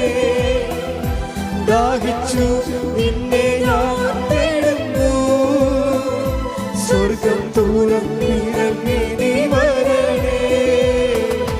ആത്മാവാം ദൈവമേ വരണേ, നിന്റെ ഉള്ളിൽ വസിക്കാൻ വരണേ. പരിശുദ്ധ പരമ ദിവ്യകാരുണ്യത്തിന് നേരവും ആരാധനയും സ്തുതിയും പുകഴ്ചയും അപ്പൊ ഉണ്ടായിരിക്കട്ടെ. സതീഷിന്റെ ജീവിതത്തില് ആള് സത്യസന്ധനായത് കാരണം സമയച്ചുരുക്കമാണ് സംഭവിക്കുന്നത്. എപ്പോഴാന്ന് സഹോദരിയാണ് പെട്ടെന്ന് ആളെ ഹീലായത് കൊണ്ട് അത് ഭൗതികമായൊരു കാര്യമാണ്. അയാളുടെ ജീവിതത്തിൽ 2.5 വർഷങ്ങളായിട്ട് അല്ല പറഞ്ഞാൽ 18 വർഷമായിട്ട് എന്ന് പറഞ്ഞു ഇത്രയും ഈ രോഗം കൊണ്ട് നടക്കുന്നത്. അയാൾ ഹീലായതല്ല പ്രശ്നം. അയാളോട് പരിശുദ്ധാത്മാ പറഞ്ഞു, നിങ്ങൾ ക്രിസ്തുവിൻ്റെ പാർട്ടാകണമെന്ന് പറഞ്ഞു. അല്ല അച്ഛനും കപ്പേരും പള്ളിയൊന്നും അല്ല പറഞ്ഞിരിക്കുന്നത് സതീശനോട്. ആരാ പറഞ്ഞത്? പരിശുദ്ധാത്മാവ് പറഞ്ഞു. അതാണ് അയാൾ പറഞ്ഞത്. പരിശുദ്ധാത്മാവിൻ്റെ ദർശനങ്ങൾ ഇല്ലേ അയാൾ കണ്ട്, ദർശനങ്ങൾ കിട്ടിയേക്കും. അയാൾ സ്വപ്നങ്ങൾ കണ്ടു. അപ്പം എൻ്റെ പരിശുദ്ധമായ നിറഞ്ഞ് വസിച്ചെന്നാണ് പറയണത്. അത് പരിശുദ്ധാത്മാവിനുണ്ടാകുന്ന പ്രശ്നം. ഈ പരിശുദ്ധാത്മാവിൻ്റെ കൂടി പ്രവർത്തനമാണ്. ഇപ്പം നമ്മൾ നടപടി പുസ്തകം 2:17 എടുത്ത് ശ്രദ്ധിക്കട്ടെ. ഹല്ലേലൂയ ഹല്ലേലൂയ ഹല്ലേലൂയ ഹല്ലേലൂയ ഹല്ലേലൂയ. യേശുവേ നന്ദി. ഹല്ലേലൂയ ഹല്ലേലൂയ. നടപടി 2:17 ദൈവം അരുളി ചെയ്യുന്നു, പറഞ്ഞ ദൈവം അയാൾ ചെയ്യുന്ന ദൈവം അരുളി ചെയ്യുന്നു, അവസാന ദിവസങ്ങളിൽ എല്ലാ മനുഷ്യരുടെയും മേൽ എന്റെ ആത്മാവിനെ ഞാൻ വർഷിക്കും. നിങ്ങളുടെ പുത്രന്മാരും പുത്രിമാരും പ്രവചിക്കും. നിങ്ങളുടെ യുവാക്കൾക്ക് ദർശനങ്ങൾ ഉണ്ടാകും. നിങ്ങളുടെ വൃദ്ധന്മാർ സ്വപ്നങ്ങൾ കാണും. അത് ടൈം ഷോട്ടിങ് വരുന്ന സംഭവമാണത്. വൃദ്ധന്മാരെന്ന് പറയുമ്പോൾ എങ്ങനെയായാലും ഒരു 10-70 വയസ്സ് കൂടെ അല്ലേ. അവരെന്താ കാണുന്നത്? 17 വയസ്സുകാരുടെ സ്വപ്നങ്ങൾ കാണുമെന്ന്. ജീവിതം അവർക്ക് റിജുവിനേറ്റായി കിട്ടും. കിട്ടും. യുവാക്കന്മാർക്ക് എന്താ സംഭവം? നമ്മൾ പക്വതയില്ലെന്ന് പറയും. അവരെന്താ കാണുന്നത്? ദർശനങ്ങളാണ് കാണുന്നത്. അവർക്ക് പക്വതയോ. ഈ ഒരാളിനെ പരിശുദ്ധാത്മ വരുമ്പോഴേ അത് ഒരു മനുഷ്യനുണ്ടാകുന്ന മാറ്റങ്ങളാണേ. അതായത് അതുപോലെ ഒരു മാറ്റം ഈ മനുഷ്യനും ഉണ്ടായി. ഈ മനുഷ്യനോട് പരിശുദ്ധാത്മാ പറയും, നിങ്ങൾ ക്രിസ്തുവിൻ്റെ പാർട്ടാകാൻ പറയും. അപ്പോൾ ക്രിസ്തുവിൻ്റെ പാർട്ടാകാനെന്ന് ഇയാൾക്ക് അറിയത്തില്ല. ഇയാളുടെ ക്രിസ്ത്യനല്ല ശരിക്കും പറഞ്ഞാൽ. ബൈബിളത്തെ ക്രിസ്ത്യനല്ല, ലൈഫിൽ അയാൾ ക്രിസ്ത്യനല്ല. പക്ഷേ ഇയാൾ ഇങ്ങനെ ഇവരും ദൈവമായിട്ട് സ്വകാര്യ ബന്ധമാണ്. നിങ്ങൾ ദൈവമായിട്ടൊരു സ്വകാര്യ ബന്ധം ഉണ്ടാകണമെങ്കിൽ സഭ ഒരു പ്രഖ്യാപിത ഘടകമല്ല ശരിക്കും. ഞങ്ങൾക്കൊക്കെയാണ്, ഞങ്ങൾ സഭ ജനിച്ച ആൾക്കാരാണ്. അത് ജനിക്കാനുള്ള ഭാഗ്യം കിട്ടിയ ആണ്. ഞങ്ങൾ അല്പം തെറ്റിയ ദൈവം വലിയ കൃപയാണ് നഷ്ടപ്പെടുത്താൻ പോണത് നമ്മൾ. കാര്യം എന്താ? നിങ്ങളെ അത്രയും വില കൊടുക്കുന്ന അത്രയും ഞങ്ങളൊന്നും വില കൊടുത്തിട്ടില്ല. ഓട്ടോമാറ്റിക്കലായിട്ട് വരുന്ന അതുകൊണ്ടാണ് ഈ ഉടമ്പടി വരുന്ന നോക്കുമ്പോൾ സാക്ഷ്യങ്ങളുടെ ലെവൽ നോക്കിയാൽ മനസ്സിലാകും. ഇപ്പോൾ ഒരു നോൺ ക്രിസ്ത്യൻ ഉടമ്പടി എടുത്തു കഴിഞ്ഞാൽ, നോൺ ക്രിസ്ത്യൻ എന്ന് പറഞ്ഞാൽ സാങ്കേതികമായിട്ട് അവരാ ഉടമ്പടി കർശനം കൃത്യമായിട്ട് ചെയ്യും അല്ലേ. എല്ലാ കാര്യവും കൃത്യമായിട്ട് ചെയ്യും. അവർക്ക് ചോറൊക്കെ എടുത്ത് ഇത്ര കിലോമീറ്റർ അകലെ കൊണ്ടുപോയി കൊടുക്കും. രോഗികളെല്ലാം കണ്ട് അവരെ സഹായിക്കും. നിങ്ങൾ ഈ രോഗികളെയൊക്കെ കാണുമ്പോഴും അല്ല, ചില രോഗികൾക്ക് ചില ആൾക്കാർ കൂട്ടു നിൽക്കാനൊക്കെ പോകത്തില്ല. ഇപ്പോഴത്തെ മെയിൻ സംഭവം എന്താണ്? കൂട്ടു നിൽക്കാൻ ആരും ഇല്ലാത്തതുകൊണ്ടല്ലേ കൂട്ടിയിട്ട് ഭരിക്കണ ആൾക്കാർ. കൂട്ടു നിൽക്കാൻ ആരുമില്ല, അതുകൊണ്ട് എല്ലാവരെയും കൂട്ടിയിട്ടിട്ട് ഒരാളെ ഏൽപ്പിക്കും. അതല്ലേ ഇപ്പോൾ ലോകത്ത് ഇത് കഴിഞ്ഞപ്പോൾ നമ്മുടെ നേഴ്സുമാരൊക്കെ കയറിപ്പോണത് എന്താണ്? ചിലൊക്കെ സീനിയർ സിറ്റിസൻസിനെ നോക്കുകയാണ്. എന്താണ്? കൂട്ടു നിൽക്കാൻ ആരുമില്ല. ഇവർ സീനിയർ സിറ്റിസനെ നോക്കാൻ വേണ്ടി കൂട്ടു നിൽക്കാൻ പോകുമ്പോൾ നമ്മുടെ ഇവിടെ ഇതുപോലെ കൂട്ടു നിൽക്കാൻ ആരുമില്ലാതെ വീട്ടിൻ്റെ വരാന്തയിലും അവിടെ ഇവിടെയൊക്കെ ആൾക്കാർ ഇങ്ങനെ ദ്രവിച്ചും ഇങ്ങനെ കുത്തിയിരിക്കണ കാണാം. അപ്പം നമ്മൾ അവിടെ പോയി നിൽക്കുമ്പോൾ നമ്മളൊക്കെ കുറച്ച് കഴിയുമ്പോൾ വാച്ചിട്ട് നോക്കിക്കൊണ്ടിരിക്കും നമ്മൾ ഇല്ലേ.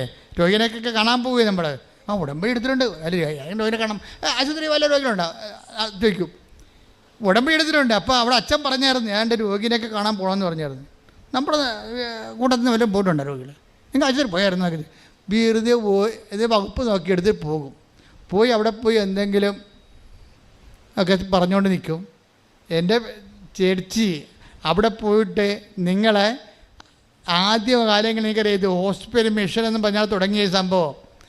എന്നിട്ട് ഇവിടുത്തെ പാർട്ടി പ്രവർത്തിക്കുന്ന അക്രൈസ്തവരായിട്ട് ചില സഹോദരങ്ങളെ ഈ പത്രം എടുത്തുകൊണ്ട് ഹരിപ്പാട് ആശുപത്രി പോയിട്ട് ആ വല്യപ്പനെ കണ്ടു കാണാൻ പാടില്ലായിരുന്നു രോഗിക്ക്. എന്ത് ചെയ്തെന്നറിയാമോ? ആ പത്രം മുഴുവൻ ആ ചേച്ചി അവിടെ ഇരുന്ന് വായിച്ച് കേൾപ്പിച്ചു കൊടുത്തവർക്ക്. ഇങ്ങനെയാണ് ഈ പ്രശ്നം തുടങ്ങുന്നത്. ഇന്ന് കൃപാസനത്തിന് ഇത്രയും ചവിട്ടിയാൽ അപ്പാനെങ്കിലും കിട്ടുന്ന കാര്യം ഇതിൻ്റെ പിന്നിൽ ആസ്തികൾ ഇട്ടിരിക്കുന്നത് ഞങ്ങൾ മാത്രമല്ല, ദൈവത്തിൻ്റെ പദ്ധതികളോട് സഹകരിച്ച അനേകായിരങ്ങളുണ്ട്. അവരെല്ലാവരും കാത്തലിക്സോ ക്രിസ്ത്യൻസോ അല്ല, പകുതിയോളം നോൺ ക്രിസ്ത്യൻസാണ്. അവർ ചെയ്തിരിക്കുന്ന പ്രവർത്തനം എന്താ?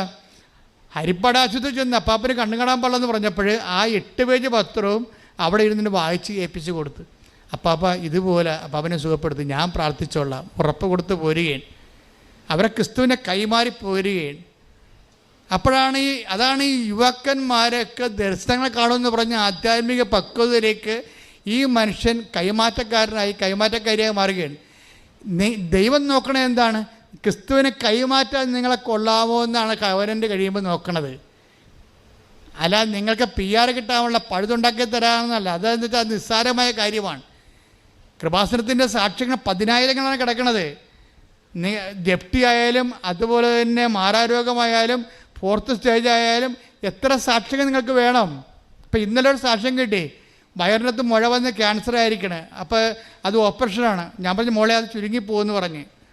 എന്നിട്ട് ഞാൻ തിരിഞ്ഞ് മാതാവിനോട് പറഞ്ഞു ഓപ്പറേഷനുള്ള ബോഡിയൊന്നും അവിടെ ഇല്ല, അത് ചുരുക്കിപ്പോകുമെന്ന് ഞാൻ പറഞ്ഞിട്ടുണ്ടെന്ന് പറഞ്ഞ്. നിന്നോട് ചോദിക്കാതെയാണ് പറഞ്ഞത്, ഇപ്പം നിന്നോട് പറഞ്ഞിരിക്കണമെന്ന് പറഞ്ഞ് അവസാനം ചുരുങ്ങിപ്പോയി. അതെന്ന് പറയണത് ദൈവത്തിൻ്റെ സ്നേഹത്തിൽ വിശ്വസിച്ചുകൊണ്ട് ഉള്ളൊരു കമ്മ്യൂണിക്കേഷനാണത്. അവർ ചുരുക്കി വിടണം, അല്ലാതെ അവർക്ക് വേറെ അവിടെ നിൽക്കാൻ അവർ ബൈസ്റ്റാൻഡർ പോലും ഇല്ലാത്ത ആളാണ്. അവർക്ക് എന്തെങ്കിലും വന്നു പോയാൽ ഒരു കപ്പ് വെള്ളം കൊണ്ടുവന്ന് കൊടുക്കാൻ ആരും ഇല്ലാത്തവരാണ്. അപ്പം അത് മനസ്സിലാക്കി കഴിയുമ്പോൾ പിന്നെ ദൈവം മാത്രമേ അവർക്കുള്ളൂ. ഞാൻ അത്രേ അമ്മയെ പറഞ്ഞിട്ടുള്ളൂ, ദൈവം മാത്രമേ അവർക്കുള്ളെന്നേ പറഞ്ഞിട്ടുള്ളൂ, വേറെ ഒന്നും പറഞ്ഞിട്ടില്ല. അതുകൊണ്ടാണ് അത് ചുരുങ്ങിപ്പോകുമെന്ന് പറഞ്ഞേക്കണത്. ദൈവം മാത്രമേ ഉള്ളവർക്ക്.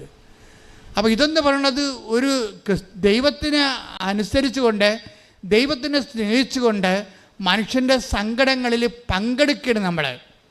നിങ്ങൾ ആശുപത്രിയിൽ പോയി നിൽക്കുമ്പോൾ എന്താ ചെയ്യണം? നിങ്ങൾ ആശുപത്രിയിൽ പോയി സന്ദർശനമല്ല ഇത്, മറിച്ച് പങ്കെടുക്കലാണ്. ബൈബിൾ അങ്ങനെ പറയണത്.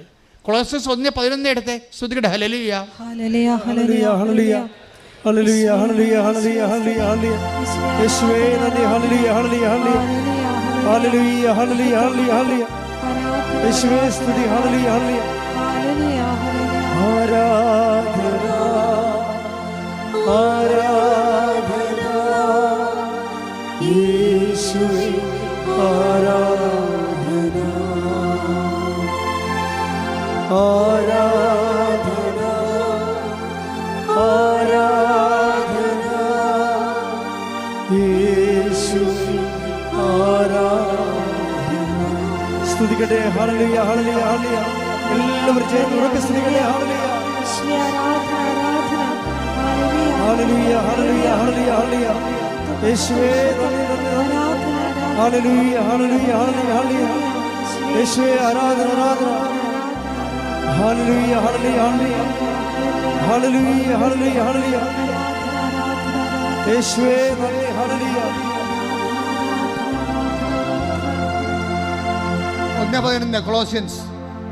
പ്രകാശത്തിൽ വിശുദ്ധരോടൊപ്പം പങ്കുചേരാനുള്ള അവകാശത്തിന് നമ്മെ യോഗ്യരാക്കിയ പിതാവിന് കൃതജ്ഞതയർപ്പിക്കുവിൻ.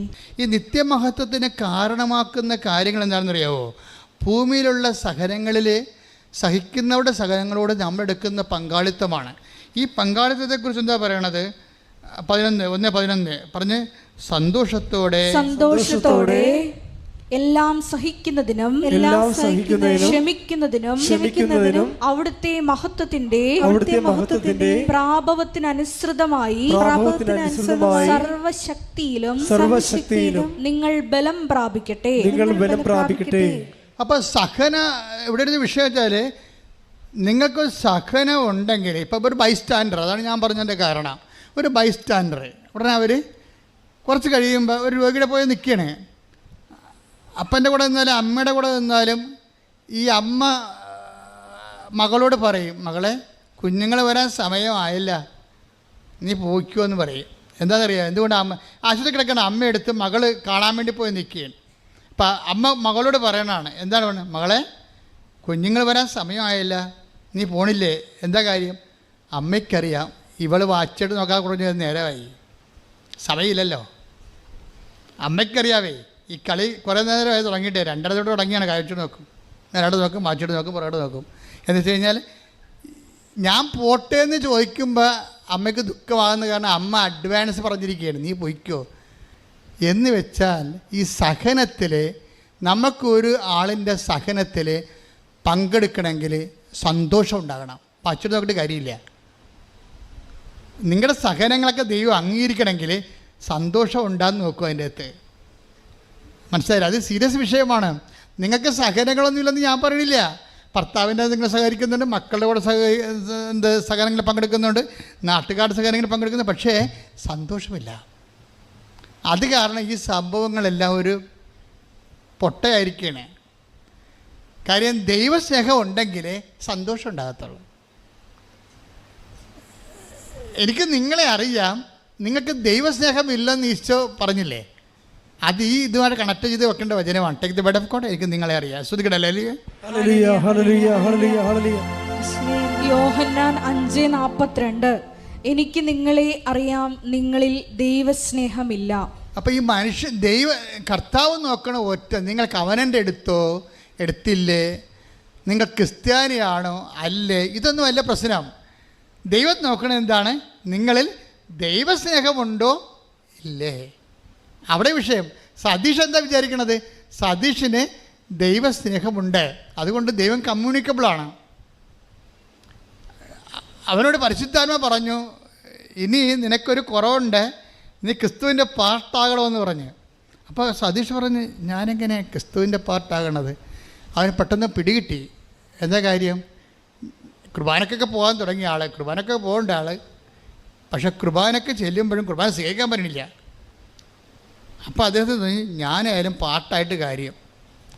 ഈ മനുഷ്യൻ അവസാനിപ്പിക്കണത്, ഇന്ന് എൻ്റെ പേര് ജോസഫാണെന്നും പറഞ്ഞാൽ അവസാനിപ്പിക്കണത്. അതെന്താ കാര്യത്തിന്? അതിൻ്റെ റിസ്ക് പുള്ളി എടുത്തു. എന്നുവെച്ചാൽ ഇതിൻ്റെ അകത്ത് അച്ഛനില്ല, പള്ളിയില്ല, പട്ടക്കാരനില്ല, സഭയില്ല, ഒന്നുമില്ല.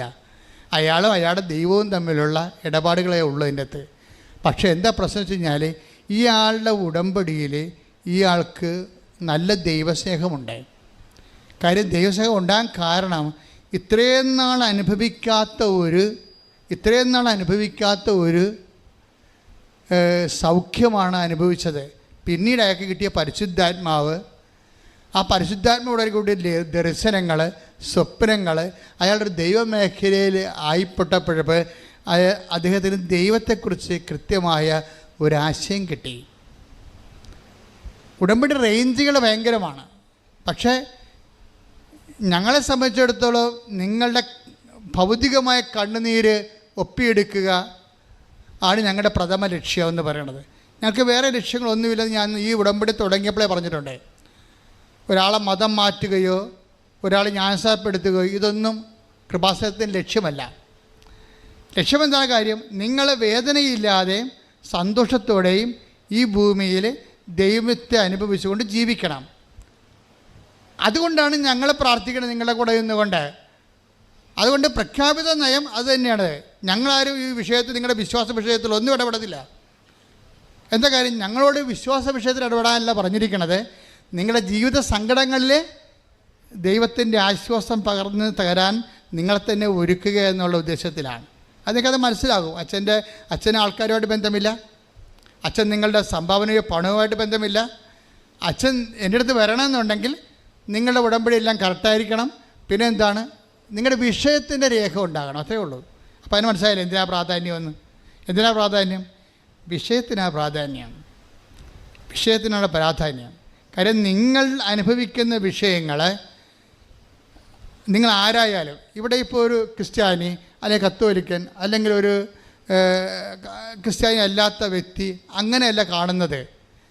നമ്മൾ ആൾക്കാരെ കാണുന്നത് സങ്കടമുണ്ടോ, സങ്കടമില്ലേ, അത്രയേ ഉള്ളൂ. രോഗമുണ്ടോ, രോഗമില്ലേ, ആ വിഷയത്തെ കാണുന്നത്. പക്ഷെ ആ വിഷയത്തിന് ഞങ്ങളെന്താ ചെയ്യണത്? ഞങ്ങൾ അനുഭവിച്ച ദൈവാനുഭവത്തെ നിങ്ങൾക്ക് പകർന്നു തരും. കാരണം ഞങ്ങൾക്ക് വേറെ അനുഭവങ്ങളൊന്നുമില്ല. ഞങ്ങളുടെ വിശ്വാസത്തിൽ ഞാൻ അനുഭവിച്ച ദൈവാനുഭവത്തെ നിങ്ങൾക്ക് പകർന്നു തരും. അപ്പോഴെന്താ സംഭവിക്കണമെന്ന് വെച്ച് കഴിഞ്ഞാൽ, നിങ്ങൾക്കുണ്ടാകുന്ന സഹനങ്ങൾക്ക് എന്തു ചെയ്യണം? നിങ്ങൾക്ക് സന്തോഷമുണ്ടെങ്കിൽ മാത്രമേ നിങ്ങൾ ജെനുവിനാണോ ഇല്ലയെന്ന് പറയാൻ പറ്റത്തുള്ളൂ. പറഞ്ഞ മനസ്സിലായ? നിങ്ങൾ സഹിക്കുന്ന സഹനങ്ങൾക്ക് ആ സഹനത്തിൻ്റെ സമയത്ത് കൊളോസ്യസ് 1:11 അനുസരിച്ച് കൊണ്ട് നിങ്ങൾക്ക് സന്തോഷമുണ്ടാകണം. ഇപ്പോൾ എന്ത് ജോലി, പ്രേക്ഷിത ജോലി ആയാലും അതുപോലെ തന്നെ കാരുണ്യപ്രവൃത്തി ആയാലും നിങ്ങൾ ചെയ്യുമ്പോൾ അതിൽ നിങ്ങൾക്ക് ഈസി ആയിട്ട് വന്നെങ്കിൽ അപ്പോൾ അതിൻ്റേതായിട്ടുള്ള ആനുപാതികമായിട്ടുള്ള കുറവുണ്ടാകും. കാര്യം കർത്താവ് 30 മേനിയെന്ന് പറഞ്ഞിട്ടില്ലേ, പിന്നെ 60 മേനിയെന്ന് പറഞ്ഞിട്ടില്ലേ, പിന്നെ 100 മേനി. ഇപ്പോൾ ഞാൻ പറയും, യേശുവേ എല്ലാം കൂടി 100 മേനിയെന്നൊക്കെ പറഞ്ഞാൽ പോരെ, പിന്നെ എന്തിനാണ് 30 പറയണത്? അപ്പം ചില ആൾക്കാരുടെ നിങ്ങൾക്ക് ലഭിക്കുന്ന ആത്മീയ അനുഭവത്തിൻ്റെ അനുപാതമനുസരിച്ചും നിങ്ങളുടെ ഉടമ്പടിയിലുള്ള നിക്ഷേപം അനുസരിച്ച് കൊണ്ടും വിശ്വാസത്തിലുള്ള നിക്ഷേപം അനുസരിച്ച് കൊണ്ടുമാണ് ഈ മേനി വ്യത്യാസപ്പെടുന്നത്. അപ്പം നിങ്ങളെന്താ ചെയ്യേണ്ടതെന്ന് വെച്ച് കഴിഞ്ഞാൽ, ഇപ്പോൾ കർത്താവ് പറയും ദൈവരാജ്യത്തിലെ ഏറ്റവും ചെറിയവൻ പോലും take the bread of God. ശ്രുതിക്കട്ടെ ഹല്ലേലൂയ, ഹല്ലേലൂയ, ഹല്ലേലൂയ, ഹല്ലേലൂയ, ഹല്ലേലൂയ. യേശുവേ നന്ദി, യേശുവേ സ്തുതി, ഹല്ലേലൂയ. ലൂക്കാ 7:28. ഹല്ലേലൂയ, ഹല്ലേലൂയ, ഹല്ലേലൂയ, ഹല്ലേലൂയ. യേശുവേ സ്തുതി, യേശുവേ ആരാധന, ആരാധന, ആരാധന. ഹല്ലേലൂയ, ഹല്ലേലൂയ, ഹല്ലേലൂയ. യേശുവേ നന്ദി, നന്ദി, നന്ദി. ഹല്ലേലൂയ. ആരാധന, ആരാധന യേശുവേ, ആരാധന, ആരാധന, ആരാധന യേശുവേ, ആരാധന. മത്തായി 11:11. സത്യമായി ഞാൻ നിങ്ങളോട് പറയുന്നു, സ്ത്രീകളിൽ നിന്ന് ജനിച്ചവരിൽ സ്നാപയോഹന്നേക്കാൾ വലിയവനില്ല. എങ്കിലും സ്വർഗരാജ്യത്തിലെ ഏറ്റവും ചെറിയവൻ അവനേക്കാൾ വലിയവനാണ്. 5:19 മത്തായി. ശ്രുതിക്കട്ടെ ഹല്ലേലൂയ, ഹല്ലേലൂയ, ഹല്ലേലൂയ, ഹല്ലേലൂയ, ഹല്ലേലൂയ. യേശുവേ മത്തായി 5:19. ഈ പ്രമാണങ്ങളിൽ ഏറ്റവും നിസ്സാരമായ ഒന്ന് ലംഘിക്കുവാൻ മറ്റുള്ളവരെ പഠിപ്പിക്കുകയോ ചെയ്യുന്നവൻ സ്വർഗരാജ്യത്തിൽ ചെറിയവനെന്ന് വിളിക്കപ്പെടും. എന്നാൽ ഇപ്പൊ രണ്ട് എന്ത് മനസ്സിലായില്ലേ? ആദ്യം വായിച്ചതായിരുന്നു മത്തായി 10:11. അത് സ്വർഗരാജ്യത്തിൽ ഏറ്റവും ചെറിയവൻ. മത്തായി 5:19 വായിച്ചത് എന്താണ്? സ്വർഗരാജ്യത്തിൽ ഏറ്റവും വലിയവൻ. അപ്പം ദൈവരാജ്യത്ത് തന്നെ വലുതും ചെറുതുമുണ്ട്. ഇത് എന്തിന് ആനുപാതികമായിരിക്കും? നമ്മൾ ആർജിക്കുന്ന കൃപയ്ക്ക് ആനുപാതികമായിരിക്കും, അനുഗ്രഹത്തിനല്ല.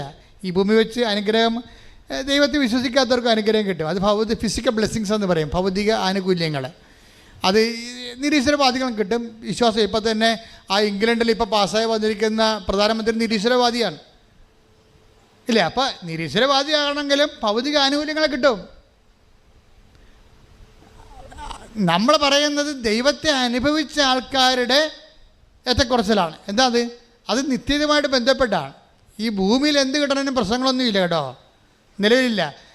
ദൈവം ഈ ഉടമ്പടി ചെയ്യണത് എന്താണ്? ദൈവരാജ്യത്തിലെ വലിയവനുമുണ്ട് ചെറിയവനുമുണ്ട്. ഇതെങ്ങനെ ഉണ്ടാകണത്? അവൻ ആർജിക്കുന്ന, അതാണ് കൊളോസ്യസ് 1:11 എന്താ വായിച്ചത് നമ്മൾ? സന്തോഷത്തോടെ എല്ലാം സഹിക്കുന്നതിനും പറഞ്ഞേ സന്തോഷത്തോടെ എല്ലാം സഹിക്കുന്നതിനും ക്ഷമിക്കുന്നതിനും അവിടുത്തെ മഹത്വത്തിന്റെ പ്രാഭവത്തിനനുസൃതമായി സർവശക്തിയിലും നിങ്ങൾ ബലം പ്രാപിക്കട്ടെ. അപ്പോൾ ഒന്നുകൂടി വായിച്ചത്, സന്തോഷത്തോടെ എല്ലാം സഹിക്കുന്നതിനും ക്ഷമിക്കുന്നതിനും അവിടുത്തെ മഹത്വത്തിന്റെ പ്രാഭവത്തിനനുസൃതമായി സർവശക്തിയിലും നിങ്ങൾ ബലം പ്രാപിക്കട്ടെ.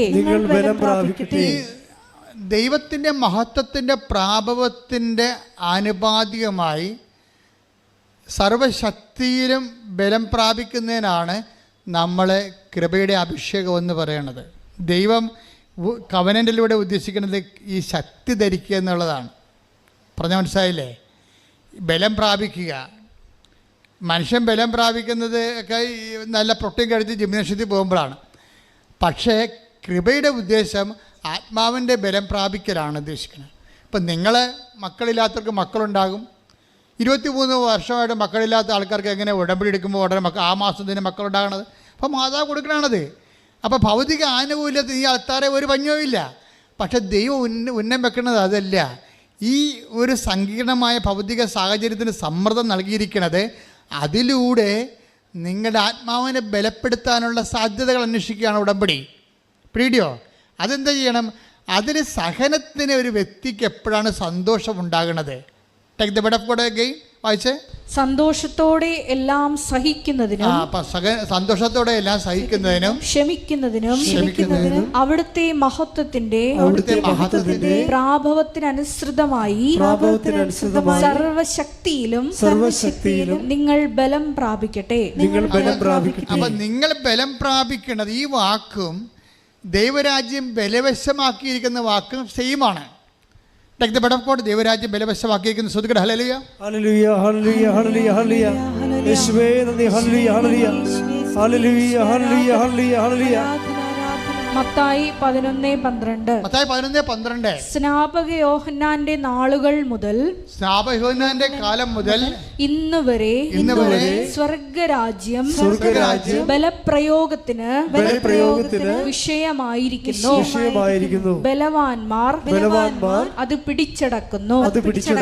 അപ്പൊ ദൈവരാജ്യം ബലവാന്മാരാണ് പിടിച്ചടക്കുന്നത്. ഈ ബലമെന്ന് പറയണത് എന്താണെന്നാണ് ഈ പറയണത്. എന്താണ് ബലം? കൃപയാണ് ബലം. പിടിയ കൃപ നമ്മൾ ആർജിക്കുന്നതിന് ആനുപാതികം എന്താ? അവിടുത്തെ മഹത്വത്തിൻ്റെ പ്രാഭവത്തിൻ്റെ ആനുപാതികമാണ്.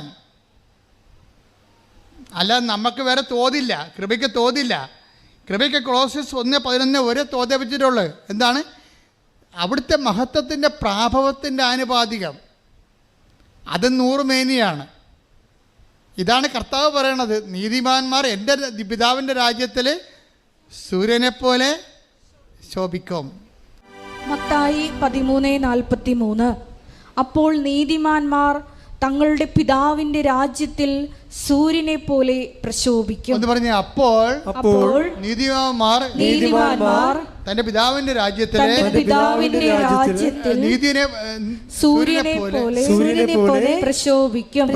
ഈ മത്തായി 13:43 ആണ് 1 കൊളോസ്യൻസ് 1:11. എന്താണ്?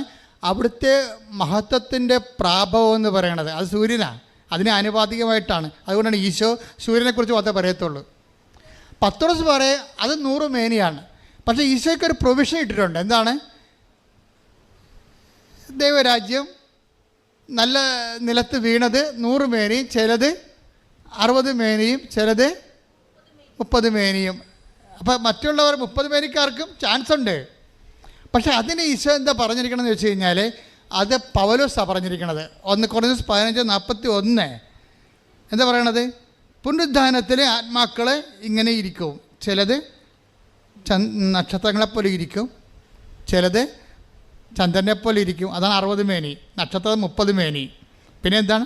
ചിലത് സൂര്യനെ പോലെ ഇരിക്കട്ടെ. ഇതെവിടെ അതാകുമ്പോൾ 100 മേനി. 1 കൊരിന്തോസ് 15:41. 1 കൊരിന്തോസ് 15:41. സൂര്യന്റെ തേജസ് ഒന്ന്, സൂര്യന്റെ തേജസ് ഒന്ന്, ചന്ദ്രന്റേത് മറ്റൊന്ന്, നക്ഷത്രങ്ങളുടേത് വേറൊന്ന്, നക്ഷത്രങ്ങൾ തമ്മിലും തേജസ്സിന് വ്യത്യാസമുണ്ട്.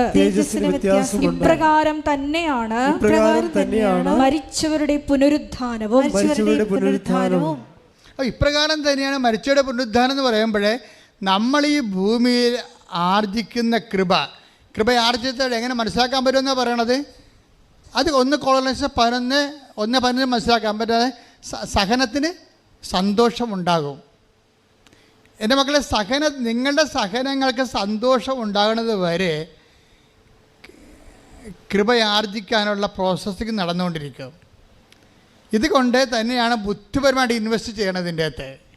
ഇതൊരു മാത്തമാറ്റിക്കൽ ഇൻവെസ്റ്റ്മെൻറ്റ് പ്ലാനാണിത്. നമ്മൾ ഇതിനകത്ത് ഇൻവെസ്റ്റ് ചെയ്യണം. ഇപ്പം നിങ്ങൾക്കൊരു അമ്മായിയമ്മ, ഇപ്പം ഇന്നാൾ ഒരു ചേട്ടത്തി സാക്ഷ്യം പറഞ്ഞാൽ എന്താണ് സാക്ഷ്യം പറഞ്ഞാൽ? അച്ഛൻ എന്താ പറഞ്ഞവർ? ഒരു അമ്മായിയപ്പ സാക്ഷ്യം പറഞ്ഞില്ലേ? എൻ്റെ മകളെ ഒരു കടുവാക്കാണ് കെട്ടിച്ചതെന്ന്. അപ്പം അച്ഛൻ വാപത്തി പിടിച്ച് മൈക്കും ബാക്കി കളഞ്ഞ്. കാരണം കടുവ വേണം ഇവിടെ വന്ന് ഇവിടുത്തെ സ്റ്റാഫിനെ കൈകാര്യം ചെയ്യുന്ന മേക്കിൽ വെച്ചല്ലേ പറഞ്ഞത്. എൻ്റെ മകളെ ഒരു കടുവാക്കാണ് കെട്ടിച്ചത്. അപ്പം കടുവയായിരിക്കും. ഈ കടുവയെ നമ്മൾക്ക് പൂച്ചയാക്കാൻ പറ്റും, പുലിയെ പൂച്ചയാക്കാൻ പറ്റും. 2 തരത്തിലാണ് വരണത്. ഒന്ന്, കൃപയാർജിക്കുമ്പോൾ നിനക്കത് അവരുണ്ടാക്കുന്ന സങ്കടങ്ങൾ, സംഘർഷങ്ങൾ നിനക്ക് സന്തോഷമാക്കി തോന്നും. എന്താ കാര്യം? ഇതിലൂടെ ക്രിസ്തുവിൻ്റെ സഹനത്തിൽ ഞാൻ പങ്കെടുക്കുന്നു. അതാണ് സംഭവം. ഇതിലൂടെ ക്രിസ്തുവിൻ്റെ സഹനത്തിൽ ഞാൻ പങ്കെടുക്കുന്നു. ക്രിസ്തുവിൻ്റെ സഹനം എന്ന് പറയണത് കർത്താവ് ഇനി ആർക്കും ഒന്നും അവിടെ ചെയ്യാൻ പറ്റാത്ത രീതിയിൽ ഇനി കർത്താവ് റെക്കോർഡ് ഇട്ടിട്ടുണ്ട്. ആ റെക്കോർഡിൻ്റെ അപ്പുറത്ത് ഇനി ആർക്കും റെക്കോർഡ് ഇടാൻ പറ്റത്തില്ല. കാര്യം വെച്ച് കഴിഞ്ഞാൽ അവൻ മരിച്ചു കഴിഞ്ഞതിന് ശേഷം പിന്നെയും ആൾക്കാർ അവനെ ആക്ഷേപിച്ചുകൊണ്ടിരുന്ന്, നമ്മളെല്ലാ സംഭവം മരിച്ചോടുകൂടി തീരുമല്ല. ക്രിസ്തുവിൻ്റെ സഹനം മരിച്ചിട്ടും തീരണില്ല. അവിടെ INR എഴുതി വെച്ചിട്ടുണ്ട്. അവൻ നോക്കിയിട്ട് വഴിയെ പോകുന്ന ആൾക്കാർ പറയും, എന്താ പറയണത്? ഇവൻ രാജാവല്ലേ, ഇവൻ എന്നാൽ പിന്നെ ഇവനെ രക്ഷിക്കാൻ പാടില്ല, ഞാൻ ഇറങ്ങി വരാൻ പാടില്ല എന്ന് പറഞ്ഞ് ഇവർ അപ്പം മരിച്ചിട്ടും ആക്ഷേപിക്കുന്നതിലേക്ക് അവിടം വരെ എത്തിയിട്ടില്ല സെൻറ്റ് പോൾ പറയണത്.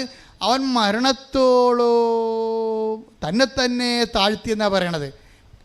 പക്ഷെ അവൻ മരണത്തോളം അല്ല താഴ്ത്തിയത്, അവൻ മരണാനന്തരം തന്നെ താഴ്ത്തിയവനാണ് ക്രിസ്തു. കൈയടിച്ച്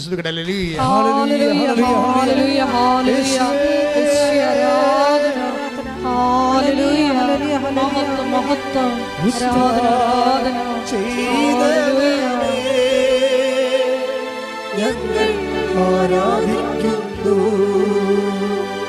മരണത്തെ ജയിച്ചവനെ ഞങ്ങൾ ആരാധിക്കുന്നു. പരിശുദ്ധ പരമ ദിവ്യകാരുണ്യത്തിന് മരണാനന്തരവും ഇങ്ങനെ ഒരു തുണിയുടെ നഗ്നതയിൽ ഒരു കുറവിറച്ചിയായിട്ട് പെരുവഴി തൂങ്ങിക്കിടക്കുമ്പോഴും അവൻ മരിച്ചിട്ടും അവനെ ആക്ഷേപിച്ചുകൊണ്ട് ജനങ്ങൾ പോകുന്നതായിട്ട് സുവിശേഷം പറഞ്ഞാണ് ഈ സുവിശേഷം എന്ന് പറയുന്ന മഹാസംഭവം അവസാനിക്കുന്നത്. അപ്പം അവന് മരണാനന്തരവും തന്നെ താഴ്ത്തിക്കൊണ്ട് നമുക്ക് സഹനത്തിൻ്റെയും സന്തോഷത്തിൻ്റെയും അവസാനം മാതൃകയായിട്ട് അവൻ കാലത്തിൽ ഇങ്ങനെ ജ്വലിച്ച് നിൽക്കുകയാണ്. ഇവൻ്റെ അരൂപി നമ്മൾ സ്വീകരിക്കാനാണ് സതീഷിനോട് പരിശുദ്ധാത്മാ പറയണത്, ടേക്ക് ഹിസ് പാർട്ട്. എന്ത് മനോഹരമാണത് കേൾക്കാൻ ആ സാക്ഷ്യം. ഇവൻ്റെ അരൂപി, ഇവനാണ് ലോകത്തെ ജയിച്ചവൻ, അവനിൽ നിനക്കൊരു പങ്കാളിത്തം വേണമെന്ന് പറയും.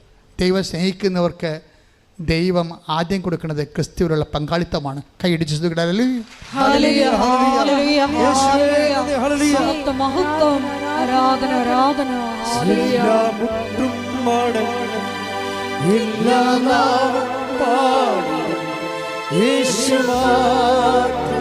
കർത്താവെന്ന് എല്ലാ മുട്ടും മടങ്ങും എല്ലാ നാവും പാടും യേശു മാത്രം കർത്താവെന്ന്. കൊല്ലപ്പെട്ടാലും ബൈബിൾ അവസാനിക്ക് പറയും അവൻ കൊല്ലപ്പെട്ടിട്ട് നിന്നുവെന്ന് പറയും. എന്താ പറഞ്ഞിരിക്കുന്നത്? കാരണം വെച്ച് കഴിഞ്ഞാൽ ഈ സഹനം അവനെ കത്തിച്ച് കളയണില്ല. കർത്താവ് പറയും മരണം, ഈ രോഗം മരണ കാരണമല്ല എന്ന് പറഞ്ഞ പോലെ ഈ സഹനം നമ്മുടെ നാശത്തിൻ്റെ കാരണമല്ല, മറിച്ച് രക്ഷയ്ക്ക് വേണ്ടി ദൈവത്തിൻ്റെ പരിപാലനയുടെ ഭാഗമാകുമ്പോഴാണ് സഹനം സന്തോഷമായിട്ട് മാറുന്നത്. എൻ്റെ ദൈവവേദനേ, ഈ ഒരു സന്തോഷത്തിലേക്ക് നീങ്ങണമെങ്കിൽ നീ ക്രിസ്തുവിനെയാണ് കവനന്റിൽ ഉടമ്പടി ലക്ഷ്യം വെക്കേണ്ടത്. പ്രാർത്ഥിക്കുക, കർത്താവേ ലോകത്തെ സഹനത്തെ ജയിച്ച അങ്ങയുടെ നാമത്തിലെ വിശ്വസിച്ചുകൊണ്ട് ഉടമ്പടി ചെയ്യുമ്പോൾ ഭൗതിക യാഥാർത്ഥ്യങ്ങളെക്കാൾ നിന്റെ നാമത്താൽ, നാമത്തിന്റെ കൃപയാൽ, നാമത്തിന്റെ ശക്തിയാൽ അഭിഷേകം ചെയ്യണമേ. എന്നെ അഭിഷേകം ചെയ്യണമേ.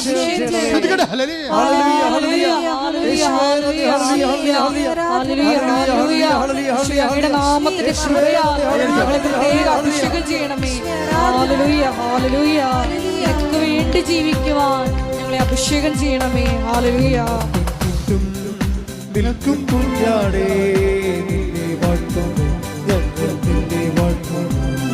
കൊല്ലപ്പെട്ടിട്ടും നിൽക്കും കുഞ്ഞാടേ നിന്നെ വാഴ്ത്തുന്നു, ഞങ്ങൾ നിന്നെ വാഴ്ത്തുന്നു. ശ്രമേർത്തി പാടാം. കൊല്ലപ്പെട്ടിട്ടും നിൽക്കും കുഞ്ഞാടേ നിന്നെ വാഴ്ത്തുന്നു, ഞങ്ങൾ നിന്നെ വാഴ്ത്തുന്നു. മുൾമുടി ചൂടിട്ടും കുരിശു ചുമന്നിട്ടും നിൽക്കുകയാണല്ലോ കുഞ്ഞാട്, നിൽക്കുകയാണല്ലോ.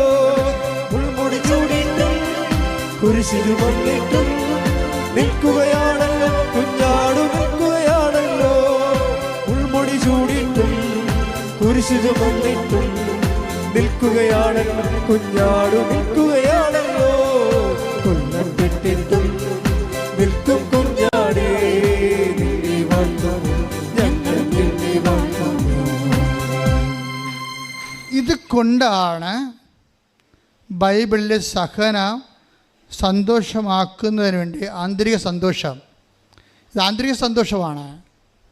അതിനാണ് പരിശുദ്ധാത്മാവിൻ്റെ സന്തോഷമെന്ന് നമ്മൾ 14-17 പറയണത് അല്ലേ. ദൈവരാജ്യം, അത് ദൈവരാജ്യത്തെക്കുറിച്ചാണ് പറയണത്. എന്താണ് ദൈവരാജ്യം? പറഞ്ഞേ. ദൈവരാജ്യം ഭക്ഷണവും പാനീയവുമല്ല, നീതിയും സമാധാനവും പരിശുദ്ധാത്മാവിലുള്ള സന്തോഷവുമാണ്. അപ്പൊ ആത്മാവ് സന്തോഷം കൈമാറുന്നത് ക്രിസ്തുവിന് നമ്മൾ പങ്കാളികളാകുമ്പോഴാണ്. ക്രിസ്തു എന്ന് പറയുന്നത് സകലത്തിനെ ജയിച്ച അവസാനത്തെ വിജയിയുടെ പേരാണ്. എല്ലാ സകല സാഹചര്യങ്ങളെയും അതിജീവിച്ച ഒരു യുണീക്ക് റെഡീമറായി ഈശോ മാറുന്നത് ഇവിടെ വെച്ചാണ്. നമ്മൾ പ്രാർത്ഥിക്കുന്നത് ക്രിസ്തുവേ നിൻ്റെ ബലം, നിൻ്റെ സഹനമല്ല. സഹനത്തിന് കൃപയ്ക്കും വേണ്ടി ബൈബിൾ ഉപയോഗിക്കുന്ന ഒറ്റ വാക്ക് ബലമെന്നുള്ളതാണ്. എന്നെ ബലപ്പെടുത്തണമേ എന്നാണ് പ്രാർത്ഥിക്കേണ്ടത്. മനസ്സിലായില്ലേ? നിങ്ങൾ ഇപ്പോൾ ഉടമ്പടിയുടെ എന്തെങ്കിലും ഒരു വിഷയം, ഇപ്പം നിങ്ങൾ റിസൾട്ട് നോക്കി ഒരു വിഷയം പോയി, അപ്പോൾ എൻ്റെ ഉടനെ ഞാനെങ്ങനെ കൂട്ടുകാരുടെ മുമ്പിൽ നോക്കും, ഞാനെങ്ങനെ നാട്ടുകാരുടെ മുമ്പിൽ നോക്കും, ഞാൻ നാളെ കയറി പോകുന്നതാണ് പറഞ്ഞിരിക്കണത്, ഞാൻ ലോൺ എടുത്ത് പോയില്ല, 20 ലക്ഷത്തിൻ്റെ പലിശ ഞാൻ കൊടുക്കണമല്ല, ഇങ്ങനെ ഓരോ കാര്യം പറഞ്ഞ് പട്ടി മോങ്ങണ പോലെ മോങ്ങരുത്. കമ്പ്യൂട്ടർ നോക്കുമ്പോൾ നിങ്ങളുടെ വിഷയം കണ്ടില്ലെങ്കിൽ കർത്താവ് കാണുന്നുണ്ട് എല്ലാ കാര്യം. കർത്താവിന് പദ്ധതിയുണ്ട്. നീ ചിലപ്പോൾ കയറിപ്പോയി കഴിഞ്ഞാൽ, ഈ സമയത്ത് കയറിപ്പോയി കഴിഞ്ഞാൽ ചിലപ്പോൾ നിനക്ക് അവിടെ അതിൻ്റെ അക്കോമഡേഷൻ കിട്ടിയില്ലെന്ന് വരും, അല്ലെങ്കിൽ ആ സബ്ജക്റ്റ് നിനക്ക് കൈകാര്യം ചെയ്യാൻ പറ്റാതെ വരും. നിന്നെക്കാളുന്നെല്ലാം നിൻ്റെ വഴി കർത്താവിനറിയാം. അതിന് കർത്താവ് നിൻ്റെ വഴി കർമ്മീകരിക്കുകയാണ്. അപ്പം നീ എന്താ പറയേണ്ടത്? എൻ്റെ ഫയൽ കർത്താവ് എടുക്കണവരെ എന്നെ ബലപ്പെടുത്തണമേ. ബലപ്പെടുത്തുക എന്ന് വെച്ച് കഴിഞ്ഞാൽ അതിൻ്റെ അർത്ഥം എന്താണ്? എൻ്റെ സഹനങ്ങൾക്ക് ആനുപാതികമായ കൃപ നൽകണമേ. അതിൻ്റെ അർത്ഥം എന്താണ്? ക്രിസ്തുവിൻ്റെ സഹനങ്ങളിലെ ക്രിസ്തു സന്തോഷിച്ചതുപോലെ എന്നെയും എൻ്റെ സഹനങ്ങളെ സന്തോഷിപ്പിക്കാനുള്ള ആത്മാവിനാൽ അഭിഷേകം ചെയ്യണമേ. കൈയടിക്കട്ടെ.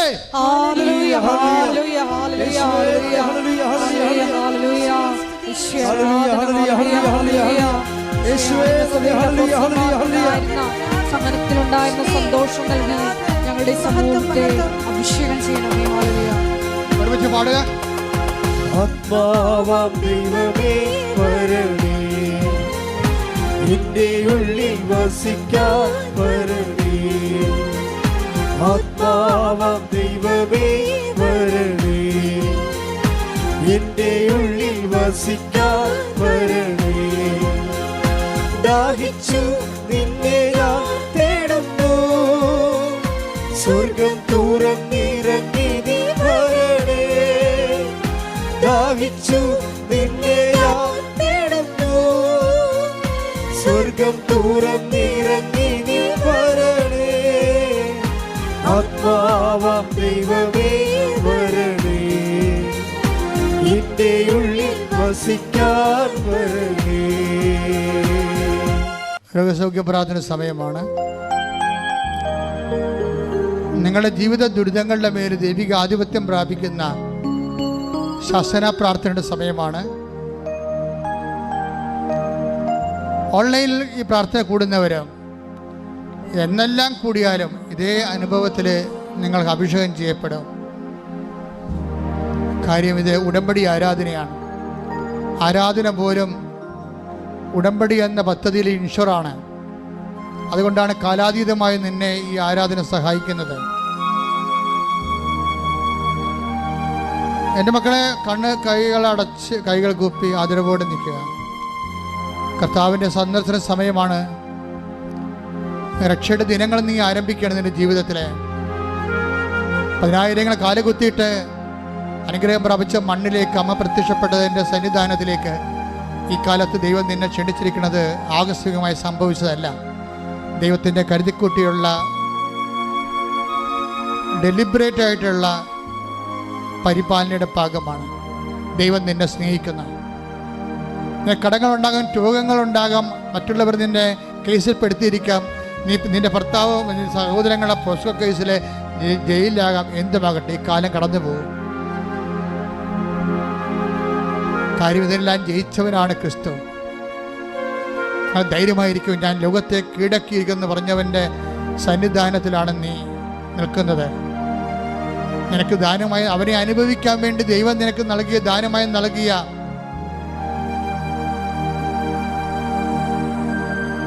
ദൈവത്തിൻ്റെ പരിപാലനയുടെ ഭാഗമാണ് പരിശുദ്ധ അമ്മ.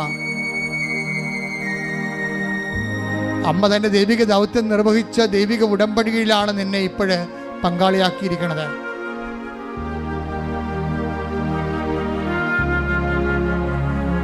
നീ ഉടമ്പടിയെ പരിചയപ്പെട്ടോ, പരിശുദ്ധ അമ്മയെ പരിചയപ്പെട്ടോ, യേശുവിനെ കുറിച്ച് കേട്ടോ.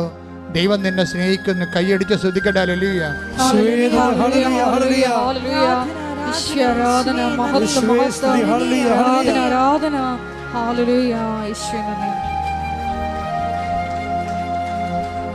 ഒരു കൈ വലത് കൈ ശിരസിലും ഇടത് കൈ നെഞ്ചിലും ചേർത്ത് പിടിക്കുക. കർത്താവേ, വിശ്വാസത്തിൽ നിന്റെ അവകാശമായ മക്കള് നിന്റെ പരിശുദ്ധ ദൈവമാത പ്രത്യക്ഷപ്പെടുവാൻ നീ അനുഗ്രഹം നൽകിയ വിശുദ്ധമായ മണ്ണിൽ നിന്നുകൊണ്ട് അവിടെ കണ്ണീരിൻ്റെ കാലത്ത് നിന്ന് നാമം വിളിച്ച് അപേക്ഷിക്കുന്ന ആഗറിൻ്റെ ദൈവമേ, എല്ലാവരും പരിത്തത്തിയായി മരുഭൂമിയിലേക്ക് വലിച്ചെറിയുമ്പോഴും കുളിർജടമായി നീ മരുഭൂമിയിൽ ഒഴുകി വന്ന ദൈവമേ, ഞങ്ങളുടെ പിതാക്കന്മാരെ മരുഭൂമിയിൽ മേഘസ്തംഭമായി തണലേക്ക് നയിച്ച ദൈവമേ,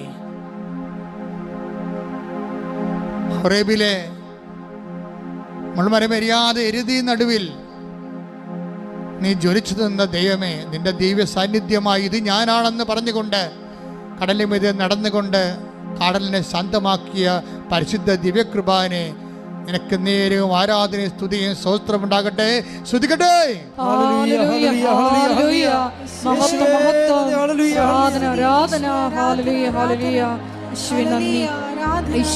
ഒരുമിച്ച് പാടുക.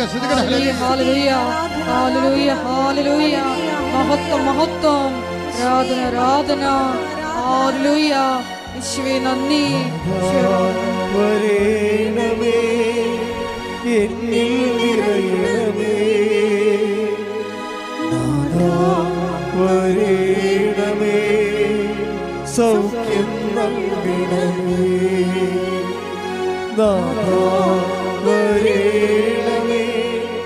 എന്നിൽ നിറയണമേ. നാഥാ വരേണമേ, സൗഖ്യം നൽകണമേ. കർത്താവേ, നിന്റെ പഞ്ചക്ഷതങ്ങളെ ഓർത്തുകൊണ്ട് കണ്ണുനീരോടെ പ്രാർത്ഥിക്കുന്നു.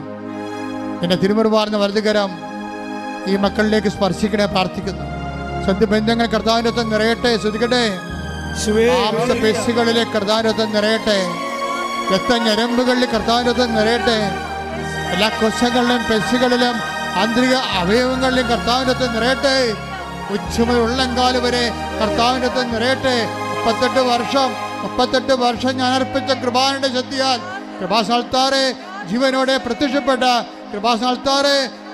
പ്രത്യക്ഷപ്പെട്ട പരിശുദ്ധ അമ്മയുടെ മാധ്യസ്ഥത്താൽ കർത്താവേ, ഈ മക്കളുടെ മേലെ ദൈവിക ശക്തി ഒഴുക്കണമേ. എല്ലാ കോശങ്ങളിലും പേശികളിലും ദൈവിക ശക്തി ഒഴുക്കണമേ. മാർഗരോഗങ്ങള്, തീരാവേദ്യങ്ങള്, ജീവിത ദുരിതങ്ങള് യേശുവിന്റെ നാമത്തില് മാറിപ്പോകട്ടെ.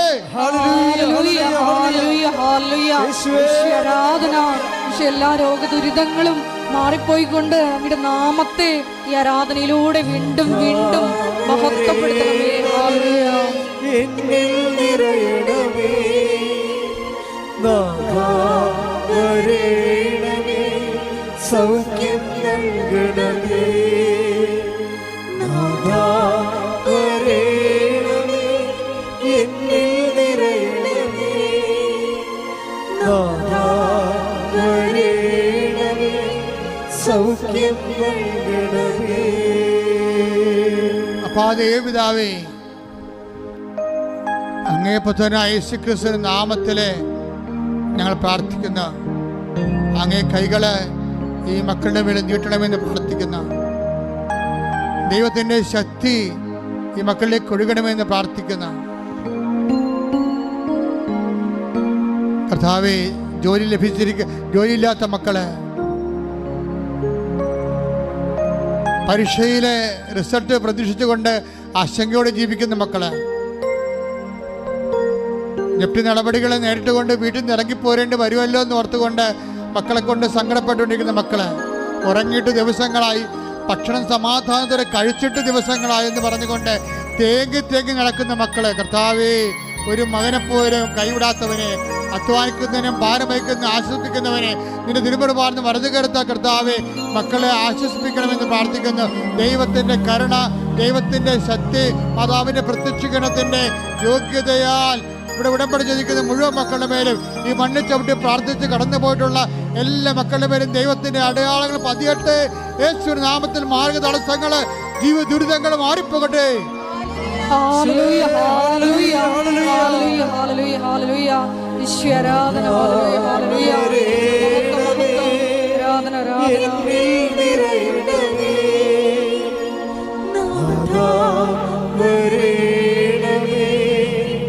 സൗഖ്യം നൽകണമേ.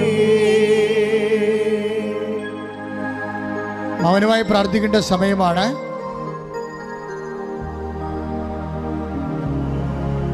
പരിശുദ്ധ അമ്മയുടെ പ്രത്യക്ഷീകരണത്തിൻ്റെ സന്തോഷം നിറഞ്ഞ സാക്ഷിയായി എന്നെ ഉയർത്തണമെന്ന് ഓരോരുത്തരും പ്രാർത്ഥിക്കേണ്ട സമയമാണ്. കർത്താവേ, മക്കളെ ഓർത്ത് വേദനിക്കുന്നവരുണ്ട്, മക്കളുടെ തെറ്റായ ബന്ധങ്ങൾ അകപ്പെട്ടു പോയതിനോർത്ത് ബന്ധിക്കുന്നവരുണ്ട്, മക്കള് വിളിക്കാത്ത മാതാപിതാക്കന്മാരുണ്ട്, മക്കള് ഇപ്പോഴും അംഗീകരിക്കാത്ത മാതാപിതാക്കന്മാരുണ്ട്, കൈവിട്ടു പോയ പോലെ തോന്നണവരുണ്ട്. കർത്താവ് വീട്ടിൽ നിന്ന് ഇറങ്ങിയാൽ വഴി നടക്കാൻ പറ്റാത്ത അവസ്ഥയിൽ കണ്ടവൻ്റെ പുരിടത്തിലാകുമ്പോൾ എപ്പോഴും സംഘർഷത്തിൽ ജീവിക്കുന്നവരുണ്ട്, രേഖകൾ നഷ്ടപ്പെട്ടു പോയവരുണ്ട്, കാണാതെ പോയ വസ്തുക്കളും കാണാതെ പോയ വ്യക്തികളുമുണ്ട്, സാമ്പത്തിക കടങ്ങൾ പരിഹരിക്കാൻ യാതൊരു മാർഗം കാണാത്തവരുണ്ട്, വിവാഹം താമസിച്ച് പോകുന്നവരുണ്ട്, മക്കളില്ലാത്തവരുണ്ട്, ജോലി നഷ്ടപ്പെട്ടവരുണ്ട്. എല്ലാവരെയും പരിശുദ്ധമ്മയുടെ മാധ്യസ്ഥത്തിൽ ഈശോയ്ക്ക് സമർപ്പിക്കുന്നു. കർത്താവെ, വലിയ സാക്ഷ്യങ്ങൾ കേൾക്കുന്നതിന് വേണ്ടി കർത്താവെ, അങ്ങ് ലോകത്തിന് അങ്ങേ അവർ ഏറ്റെടുത്തുകൊണ്ട് വീണ്ടെടുക്കപ്പെടാൻ വേണ്ടി പ്രാർത്ഥിക്കുന്നു. കർത്താവെ, ദൈവത്തിൻ്റെ കണ്ണച്ചൊരിയുടെ ഭക്ഷണം കഴിക്കാൻ പറ്റാത്തവരുണ്ട്, ഭക്ഷണ പഥ്യമുള്ളത് കാരണം രോഗങ്ങൾ കാരണം ശരീരത്തിന് മരുന്ന് പോലും കഴിക്കാൻ പറ്റാത്ത അവസ്ഥയൊക്കെ തളർന്നു പോയവരുണ്ട് കർത്താവേ. എല്ലാവരും സ്പർശിക്കണമേ. ദൈവത്തിൻ്റെ കണ്ണ ചൊരിയട്ടെ. മരുന്ന് ലേവനമല്ല കർത്താവേ. അങ്ങനെ ഒരുപാട് മക്കളെ സുഖപ്പെടുത്തെങ്കിൽ ദൈവത്തിൻ്റെ കരുത്ത്, ദൈവത്തിൻ്റെ നാമത്തിൻ്റെ ശക്തി എല്ലാ മക്കൾക്കും സൗഖ്യം നൽകട്ടെ. ശ്രദ്ധിക്കട്ടെ. സുഖപ്പെട്ടുകൊണ്ട് ഈ ആരാധനയിലൂടെ മഹത്വപ്പെടുത്തണമേ. Hallelujah, hallelujah. മഹത്വം, മഹത്വം. ആരാധന. ദൈവമായ നന്ദി, ദൈവമായ ആരാധന. മൗനമായി പ്രാർത്ഥിക്കേണ്ട സമയമാണിത്. കൈകൾ കൂപ്പി വ്യക്തിപരമായ ആവശ്യങ്ങൾക്ക് വേണ്ടി മൗനമായി പ്രാർത്ഥിക്കുക.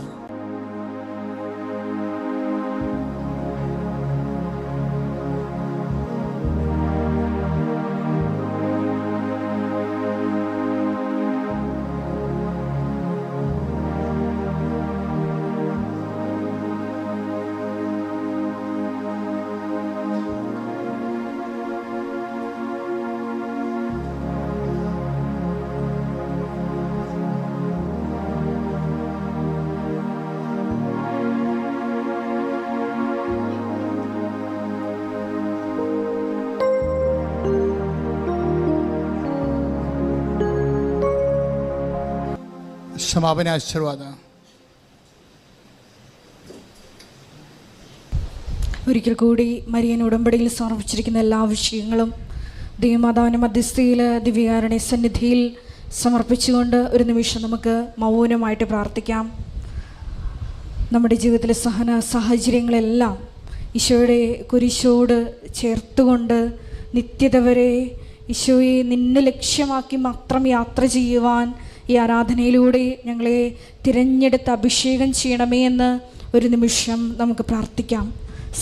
സാഹചര്യങ്ങളിലെല്ലാം വിശ്വാസം പ്രഖ്യാപിച്ചുകൊണ്ട് ദൈവസ്നേഹത്തോടെ മുന്നേറിക്കൊണ്ട് ബലപ്രയോഗത്തിലൂടെ നിൻ്റെ രാജ്യം കൈവശപ്പെടുത്തുവാനുള്ള വലിയ കൃപയ്ക്ക് വേണ്ടി ഞങ്ങൾ ഒരു നിമിഷം പ്രാർത്ഥിക്കുന്നു. ഞങ്ങളുടെ ജീവിതത്തിൽ ലഭിച്ചിരിക്കുന്ന സാഹചര്യങ്ങളെല്ലാം ഈശോയെ നിൻ്റെ കൃപ വന്ന് നിറഞ്ഞ് നിൻ്റെ മഹത്വത്തിൻ്റെ പ്രാഭവത്തിനനുസൃതമായി സർവശക്തിയോടെ പിതാവിൻ്റെ കൃപയിലേക്ക് മുന്നേറുവാനുള്ള വലിയ അഭിഷേകത്തിന് വേണ്ടി പ്രാർത്ഥിച്ചുകൊണ്ട് മരിയൻ പ്രത്യക്ഷീകരണത്തിൻ്റെ സ്ഥിരം സാക്ഷികളാക്കി മരിയൻ ഉടമ്പടി എടുത്തിരിക്കുന്ന ഞങ്ങളെല്ലാവരെയും ഉയർത്തണമേ എന്ന് പ്രാർത്ഥിച്ചുകൊണ്ട് ശിരസ്സ് നമിച്ച് നമുക്ക് ദിവ്യകാരുണ്യനാഥൻ്റെ ആശീർവാദം സ്വീകരിക്കാം.